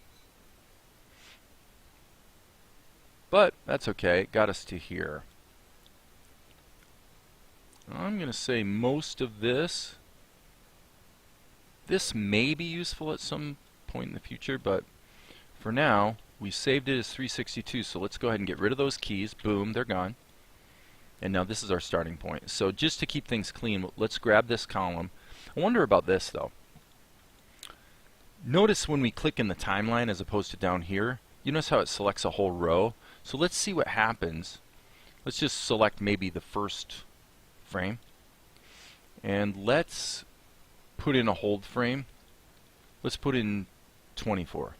I'll bet you it's only going to insert it in the top column. And indeed it did. In the group column, which doesn't really make any sense anyway. Let's do it again here. Okay, so if you want to insert multiple hold frames, yeah, you definitely need to you select the whole column. So now we go boop like this, and we're going to insert multiple hold frames. Boop. Okay. And save our work. Okay. Now, this stuff may all wind up not being used too much. But what we need, let's just kind of keep things clean here. We need a layer for Fala. So I'm going to add a layer, and we will put her on top, but we're going to put her in a group. Okay, so this is going to be the Fala group. And the reason I put her in a group is so that I can draw her on this layer here. I can draw her coming around this doorway, or appearing in this doorway, but then I'll put an erase layer that's just a rectangle right here, so that will erase her other than when she appears in the doorway. So we'll make it really easy and clean to put her in there. So we need to go to the Fala character layer, and we need to insert, I guess I probably should call this Fala group. You say, where'd you get the name Fala there, Dave? Dude, I don't know. I just made it up. I made it up. I invented it. Trying to create something out of nothing here. Okay. And what we need to do is draw Fala in her landing position, actually. Okay. So this pretty much suggests what we're trying to do. So I'm going to give her a somewhat gentle-ish color. And I'm going to draw what would ostensibly be the kind of the profile-ish pose for a somewhat modestly overweight middle-aged woman is pretty much what she is. Okay? But she's carrying a tray. Okay, okay. We'll give her a tray. Okay, but, I mean, the girl has flesh. Oh, okay, okay. So we'll give her hands. Okay. And she certainly has a head. Last time I checked, Fala had a head. And she's also going to be wearing some kind of headdress that we want to have just a little bit off the color of the outer garment. And that is going to be kind of consistent with the style we've established here, which is kind of this sort of ancient Middle Eastern, well, or modern, I guess modern Arab actually style headdress, if the truth be known. That's just what they did. It's just what they did. Alright, and we're going to just kind of tighten this up a bit. And she looks pretty good. She looks pretty good. Do we need to concern ourselves much with her little feet? Well, not really. Let's just kind of keep them simple. And I actually think it shouldn't be like that. I think it should be like that. Okay? And we'll just hit Control E and bake that down so that's all connected. N key. So this is actual size, so let's be a little careful here. This is actual HD frame size. So, don't want to be too cocky with our lack of detail. Voila. Why is that not drawing? Is there a selection? Yep, that's what the problem was. There was a selection. You mustn't have a selection unless you really, really want one. Okay, so now I'm going to give her pretty dark hair for no other reason than the fact that it's easy to see. Okay, and then I'm going to grab the flesh tone, and then let's just kind of split the difference. And her overall demeanor is somewhat kind. And as I said, she's modestly overweight-ish. Whoops. I'm going to do that again. Like so. Okay, not too bad, guys. Not too bad. I'm liking Fala so far. Okay, and then on the tray, maybe at a slightly different tone, we'd put some little accoutrements because she's actually bringing in some food or something. Okay? Okay. Now, let's just make a couple little bitty corrections. And now, what we're going to do is we're going to kind of drive home the drawing a little bit. And the way we're going to drive it home is we're going to do some shadows. So, let's alpha lock. Let's turn our opacity way the heck down to 10%. So we can go through here and start chiseling in some details. Chisel in the details. Chisely, chisely.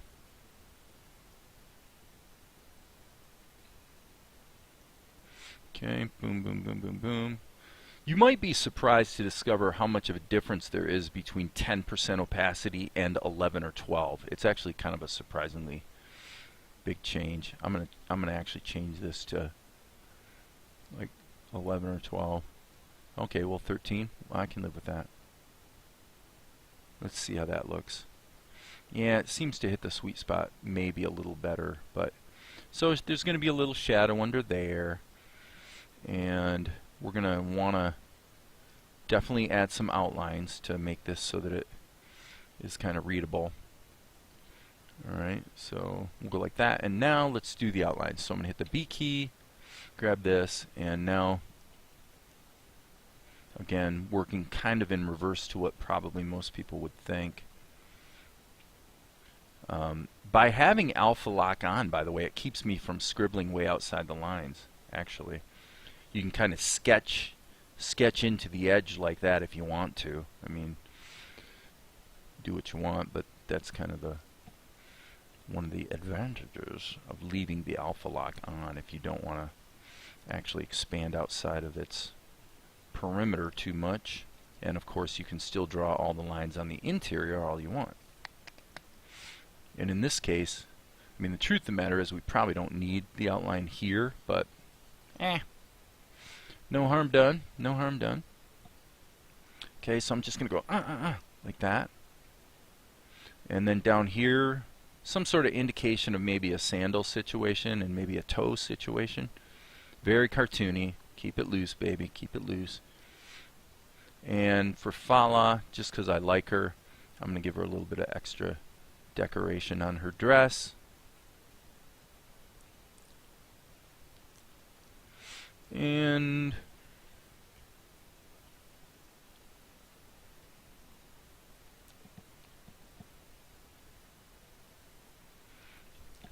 I think I want to go ahead and delineate the young lady or the middle-aged lady's mouth.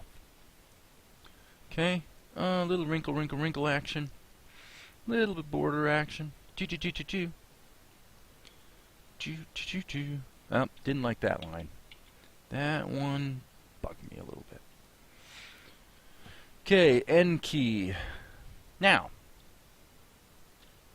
what did I say about an erase layer? How does an erase layer work, you ask? Well, I'll show you. It doesn't actually matter what color you use. Erase layers, we don't want alpha lock and we do want opacity. I was gonna, actually that might be wrong. The key thing with erase layers is I don't think the opacity matters. We'll see here in a moment. Okay, so that's there. But we're going to change the blend mode to this, to erase. Now let's see. Yeah, I guess you can turn on the opacity of the layer, turn it up and down. But I'm pretty sure that even if the opacity of the color is if it's semi-transparent, I think it still blocks it out completely, actually. So, voila. Voila. Give her a key. And now we're going to do the same thing we were doing before. Slow out. A little faster. Gone. Okay, and then I can see that my erase layer, hit the G key here, I really need to block out all that area right there. Okay, and then I'm going to take these 4 keys and hit mirror frames.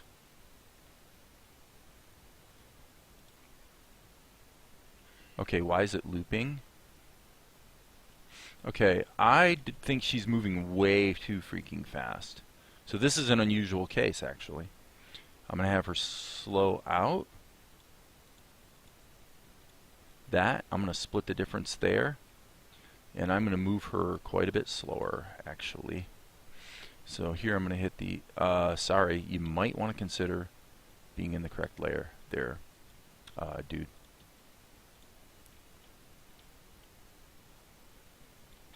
Oh, come on. I just did that on the wrong frame. You silly goose.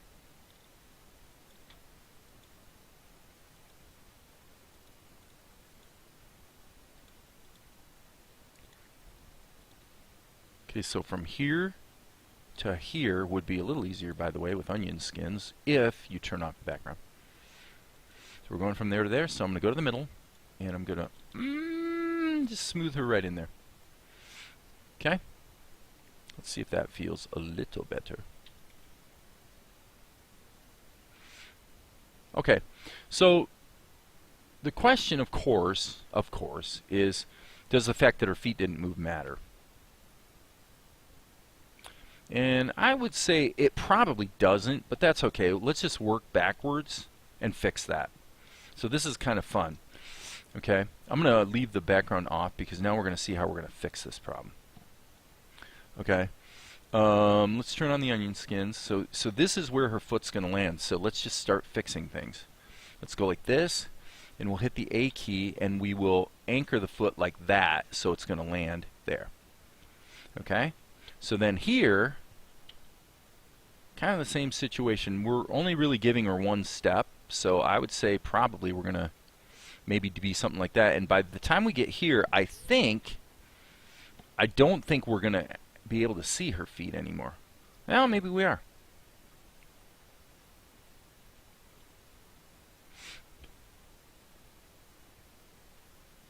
Okay. Let's go like this. So here, I'm going to take this foot and actually move it forward a little bit, so she's stepping. So if we're going to do that, frankly, that should, well, okay, hold on. Redo the selection here, folks. So probably that's fine. No, it isn't fine. We have got to leave the background turned off. That's just insane. Insane.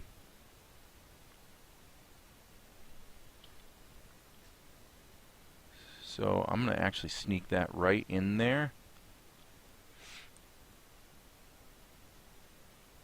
Okay.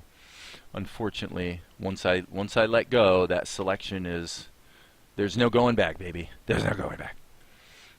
Okay, so that will not work. I've got to keep hitting undo. There we go. Onion skins, thank you. Thank you, onion skins. And let's line that up. So, obviously, quite some detail here, working in reverse. I would say here, the sensible course of action would be that this foot would barely even be seen, actually. And I think here it would be gone completely. So, might be wrong, but I think I'm right. I think I'm right. I don't know, though. I just don't know. Let's find out.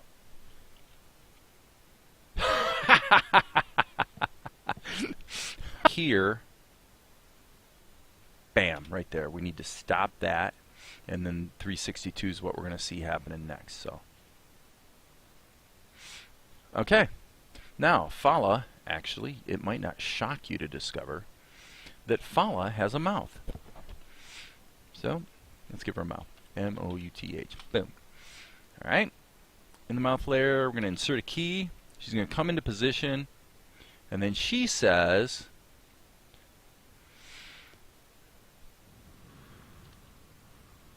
oh, clothes. Okay, I am a silly goose. But I thought it must be, I am here, Lord. Yes, so we're going to modify the script. We're going to bring this up to date.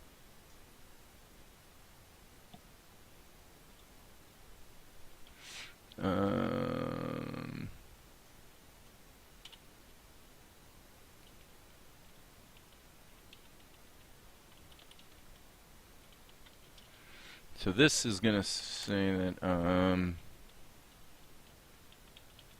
appears in the background. Okay, yeah, Dave, you might want to just maybe turn off your caps lock there, Jack. Okay, so we'll call her maid right now because she hasn't identified herself. I am here, Lord. Okay. So once she identifies herself, I believe we will be changing her name from maid to Fala. Okay? YS Books. Oh, dude, no. I don't need to reinstall OBS. I've installed OBS Classic, OBS Studio, OBS, whatever that special build is. I can't remember. It's like maybe a semi-commercial-ish version. I've done more versions of OBS, more settings, up, down, back and forth. I've tried everything. I'm sick of it. I got a cartoon to make, so my attitude is, well, I guess if we're gonna live stream, we're gonna have some blanking out at this point in time. I hope that doesn't make people hate me. But I don't know what to do. Don't know what to do, because everything I do, OBS is stupid. I was commenting this morning that the well-known conspiracy theorist guy, David Wilcock, has the same issues. He live streams on YouTube every single time. He's got like 20,000 people watching his live stream, and he cannot keep a live stream going that isn't choppy and nasty. I don't know why. So she says, I'm going to do, again, as usual, kind of standard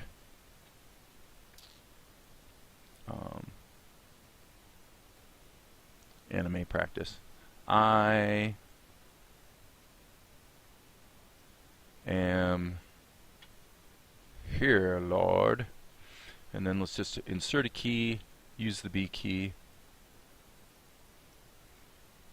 Just kind of put her mouth in there, and then we'll just turn the opacity of it down a little bit.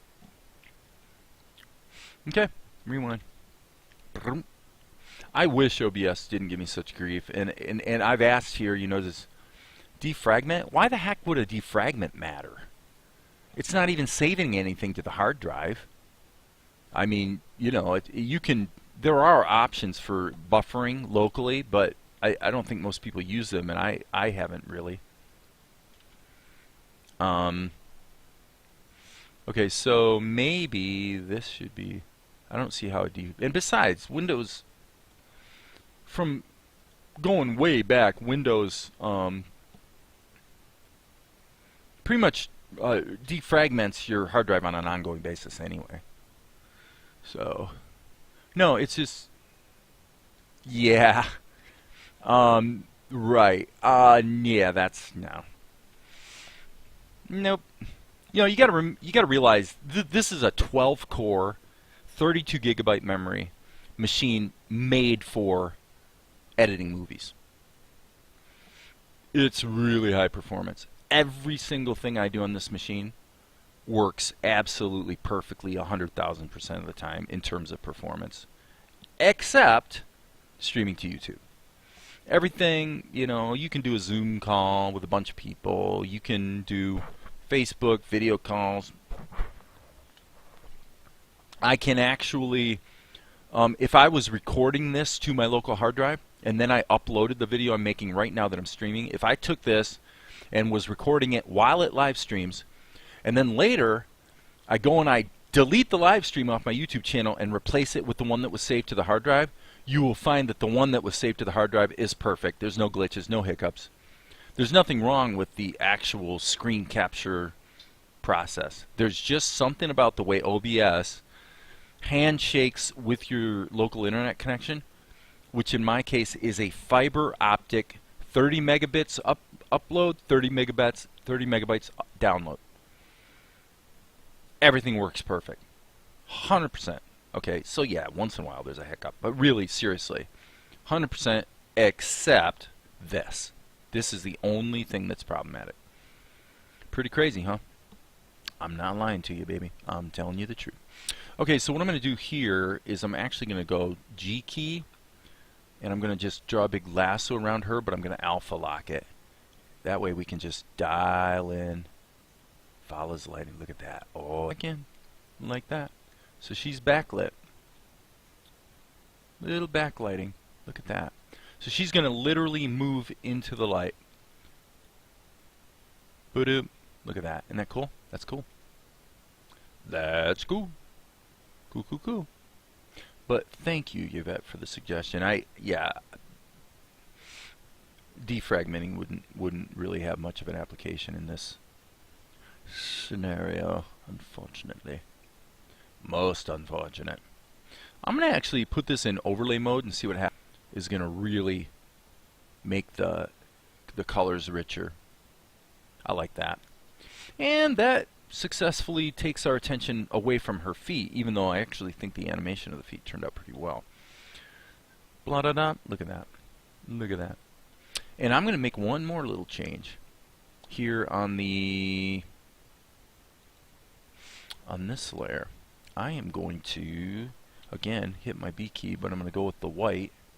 I'm going to let a little bit more of this sneak in so that I think, boom. So yeah, it literally looks like she's coming into the light.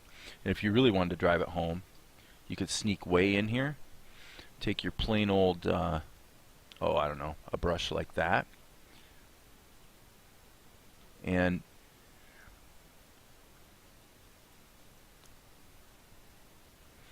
kind of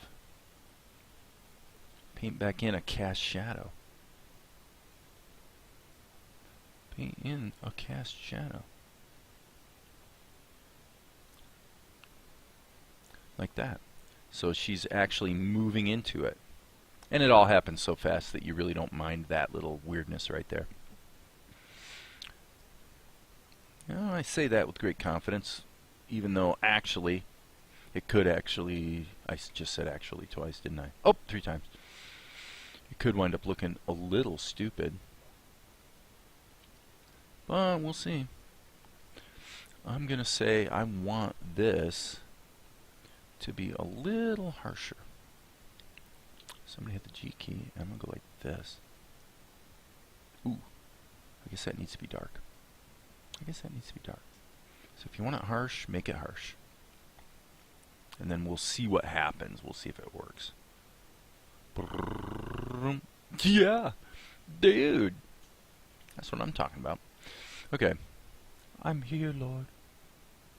I am here, Lord. Okay, so now I actually feel like that highlight is a little harsh. A little harsh. There we go. Okay, so let's go back to Golic. As long as we're gonna let these people act a little bit and kind of be movie stars, let's go back to Golic. We'll close up the Fala group and look at what we got going on with Golic.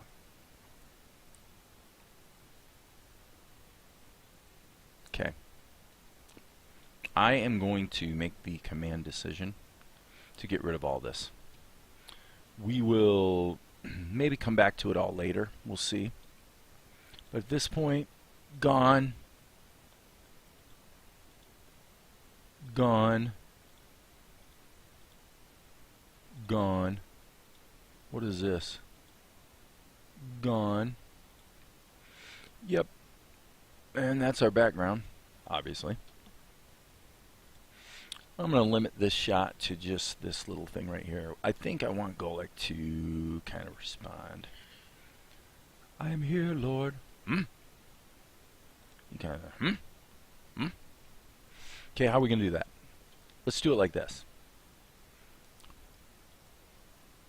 We know we're going to have a change in attitude. And we know we're going to have a change in his head.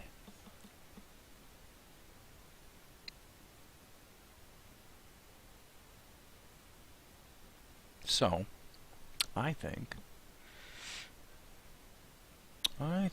we will first move his eyes. Let's move his eyes. I think that's the way I had it in the storyboard.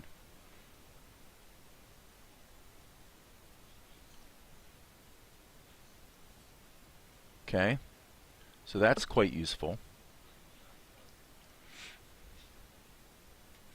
And now I'm going to go back here and actually, just to sell this a little better, I'm going to go ahead and darken his eyes a bit on this frame, because I think they are a little bit on the light side.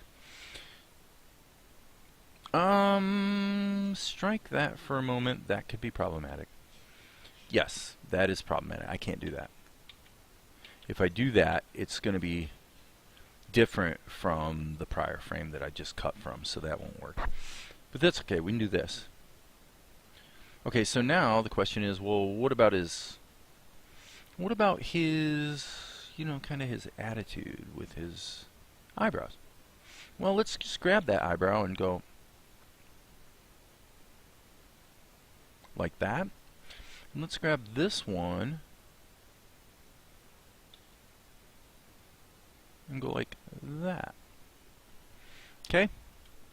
Patch time. Patchy, patchy. G key. Freehand path tool. Fix it up. Sample that color. Freehand path tool. So now we're getting all the benefits of the old plastic tool or bones or whatever you want to say your tool of choice is without any of it. Boop. Well, this is how they've been doing cartoons for years. Now, if you think of your motion as being a sequence, in other words, we don't need to overlap a bunch of stuff. We can have him move his eyes and then shift his body weight, right? Yep. Yeah, I didn't mean to insult you, you bet. I know you're just trying to help. I know. I appreciate the help.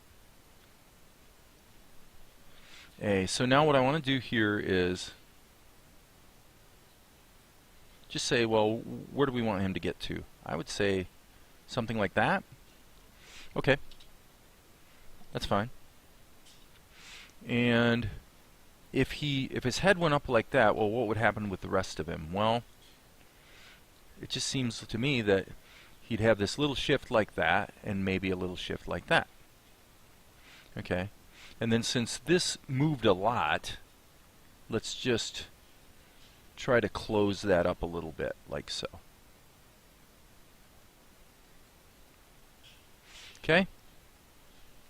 And we'll deal with the corruption that has just occurred by simply painting over it, like so. Piece of cake. So yeah, thanks for the suggestion, Yvette. I didn't mean to be cracking on you snarkily. Everybody's my friend. I don't actually mean to get snarky on anybody. No, when I talk about software developers, I do tend to get a little snarky. That's a fact. Really, dudes? That's what you're gonna do? Really? Okay. So here, obviously we've got a little hiccup there. Oh, I guess that's on this layer. So we'll get that out of there. So Golek goes, Ah.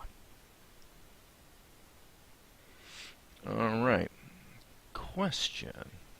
Should we first soften up the rest of his attitude just a little bit? I think so. So let's go to liquefy and let's just allow him to soften a bit. Okay? There's Golek. And now we're going to go here and insert a key. G key, something like that.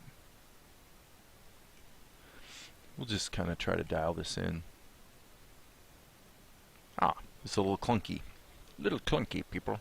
If we look at the storyboard, she comes in, and then he says, "Very good. Attend to the prince's bride-to-be." What's he say here? So, very good. Attend to the prince's bride-to-be. So,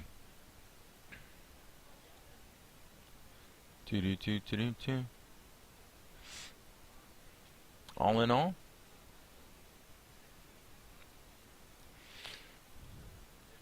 so really at this point, what would probably help the show would be a simple cutaway shot of Tianara glancing up with her eyes darting between the two characters, and that would buy us the transition that we need to get from this pose to this. So actually a quick insertion of Tianara, what we call a cutaway shot, would probably be quite helpful. Now,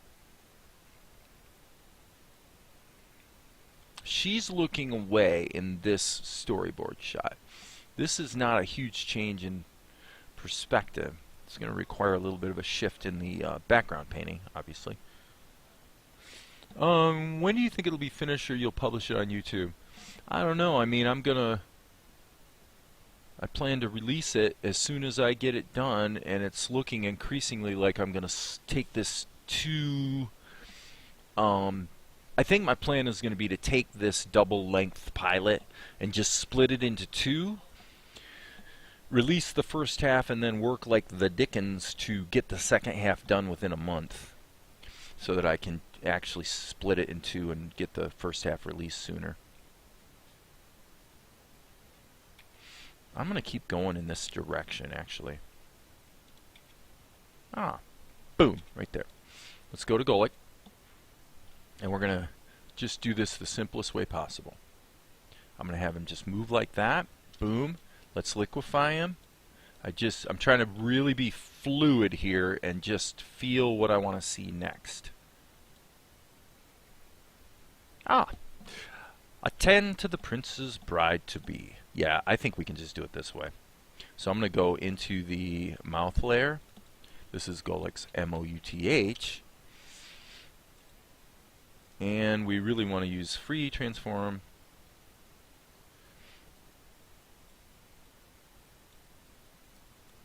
And now I'm going to go right to lip sync.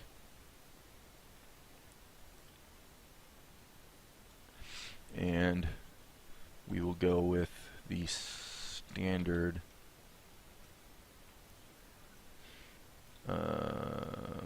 I probably want this actually to be fully opaque since I modified the color a bit. So I'm going to go like this, and then I'm going to actually leave this as it is and just expand it a little bit. And maybe close this one down a little bit.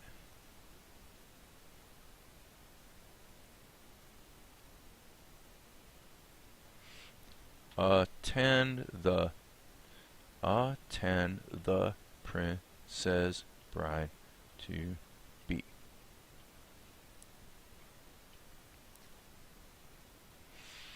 Okay, we'll see if it works. Attend the prince's bride to be. Okay, and now this will be good. Right around here, attend the prince's. Right here we'll go. Take the G key and we'll expand this out a little bit so it looks like he's kind of pointing. Sorry, that's not supposed to be in the mouth layer. Dave, you silly goose. So I'm going to let it look like he's kind of extending his arm out a little bit, and I'm going to put 2 keys in there for that. So we notice that. We want to notice that movement. Maybe even hit the A key. Let's liquefy this a little bit and just go like that. Go to the next key, and even a little more, just a little shift. And then on this key, oh yeah, we're going to get into some snaky acting here on Golik's part. So now what we're going to do is we're going to take this, take these back out, and we want him looking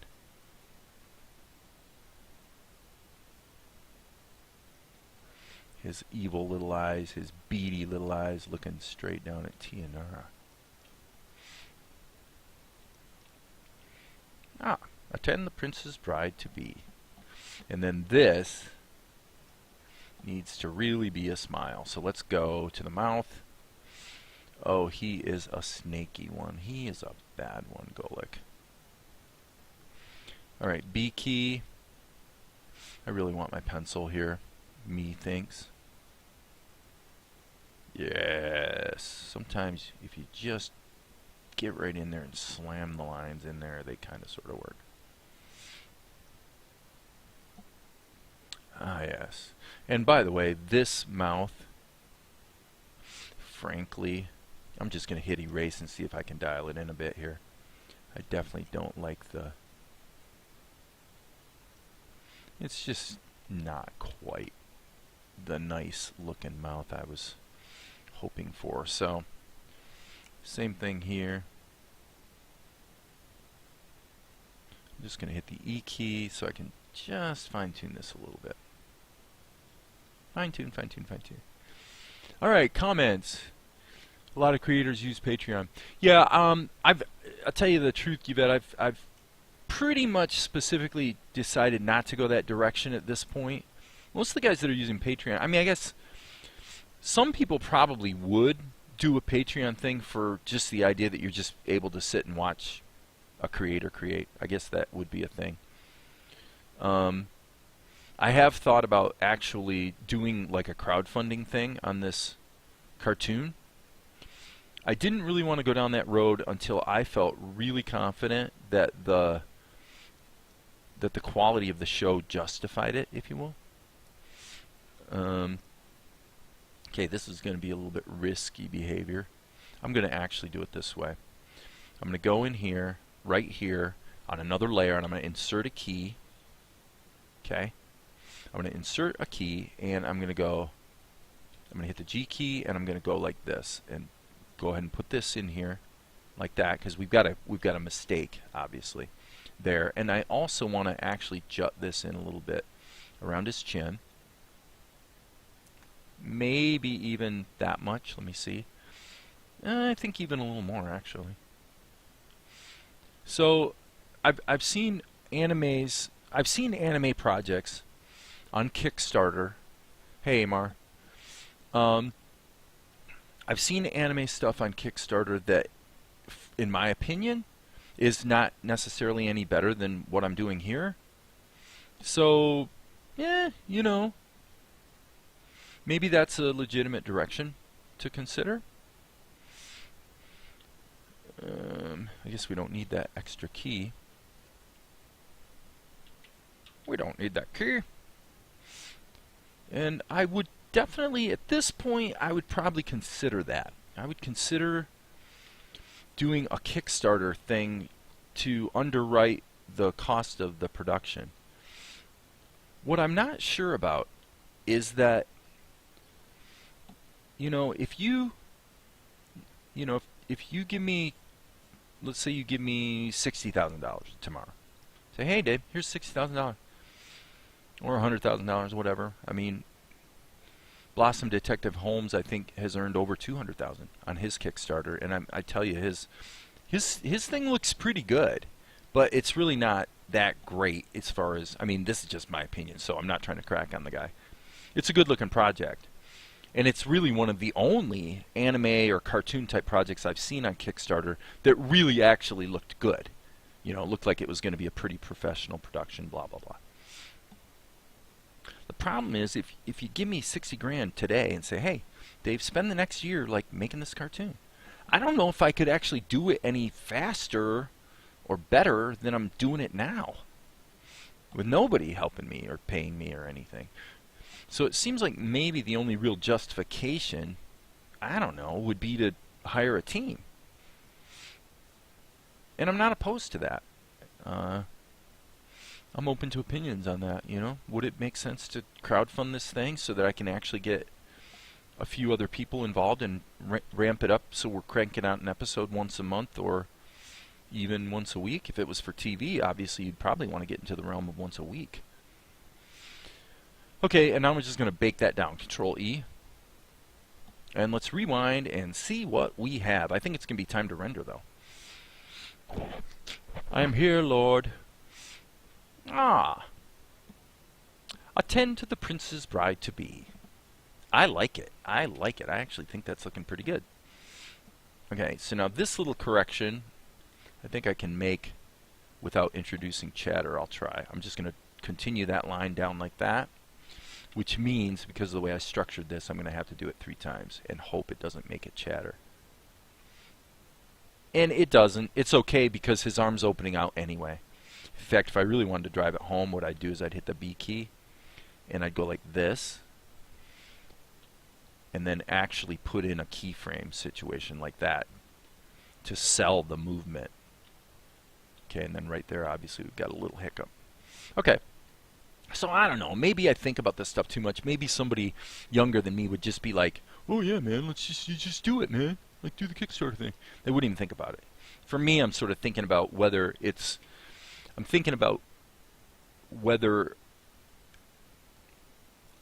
fair to the patrons, I guess. I don't know how else to explain it. All right, this is going to be about 80 frames, I would say. Attend to the prince's bride-to-be. And I am actually going to try one more thing. Am I crazy? Am I crazy? I don't know. I might be crazy. Excuse me. Sorry to sneeze in everybody's ear. Sorry to do that to you. I'm going to actually do just a little tiny, almost a smirky thing. Yes. Ooh, I like that. I like that. All right, we'll change this to 80 and let's get it cut into the show. Right? So this is shot number 3. What is it? 362? Yes. I do seem to have a tiny bit of sniffles today. 362. So we go 6-2, and we go 6-2. But if I was gonna give, with Patreon, you could set levels and release episodes. I know, you're right. Have you done that? Have you done any of that kind of stuff with your books and whatnot? Because again, I'm open to the idea.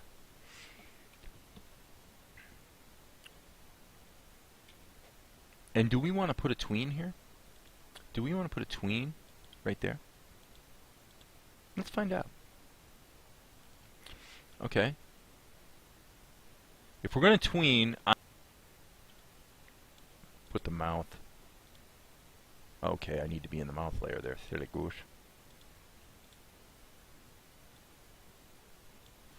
And for that one key, I'll blur the mouth twice. So let's see if the tween looks nice. Okay. Thinking out loud. That's important. Yep, that looks good. That looks good. This looks good. I'm liking it. Let's. Did I render that a minute ago? I think so. Or maybe I got it all ready to render and then didn't render it. So I'm going to render that. it looks like I did render it, but then it occurred to me that there was something to fix. So, okay, so here we go. So there's 362. I'm going to go here, and remember, from a storytelling standpoint, we can always cut to a close-up of Fala or whatever we want to do to just make the continuity flow nicely. Whatever you want to do. It's your choice. It's your choice because it's your cartoon. Boom. 8 frames per second. Drag that sucker in there. And you guys, I have really, really good news for me. Maybe bad news for you if you're really enjoying this. It's bad news for you because I'm thinking I'm probably done for a bit. I've been going for 4.5 hours. And this shot looks good, and at this point, dear friends, at this point, I have done 27 seconds of show today. However, not really, because look at this.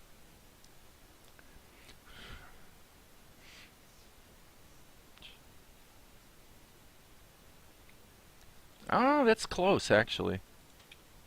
Hey, Val, you want to take a look? So this is the stuff that's been done, gosh, today. So I'm letting Valerie take a peek at what we've got. And looks up. Oh, aren't you the lucky one? You know, this is outrageous or whatever. Oh, spare me. You ought to show your mother a little appreciation. You've been promised to Prince Vespar, and to Prince Vespar you will be wed. Today.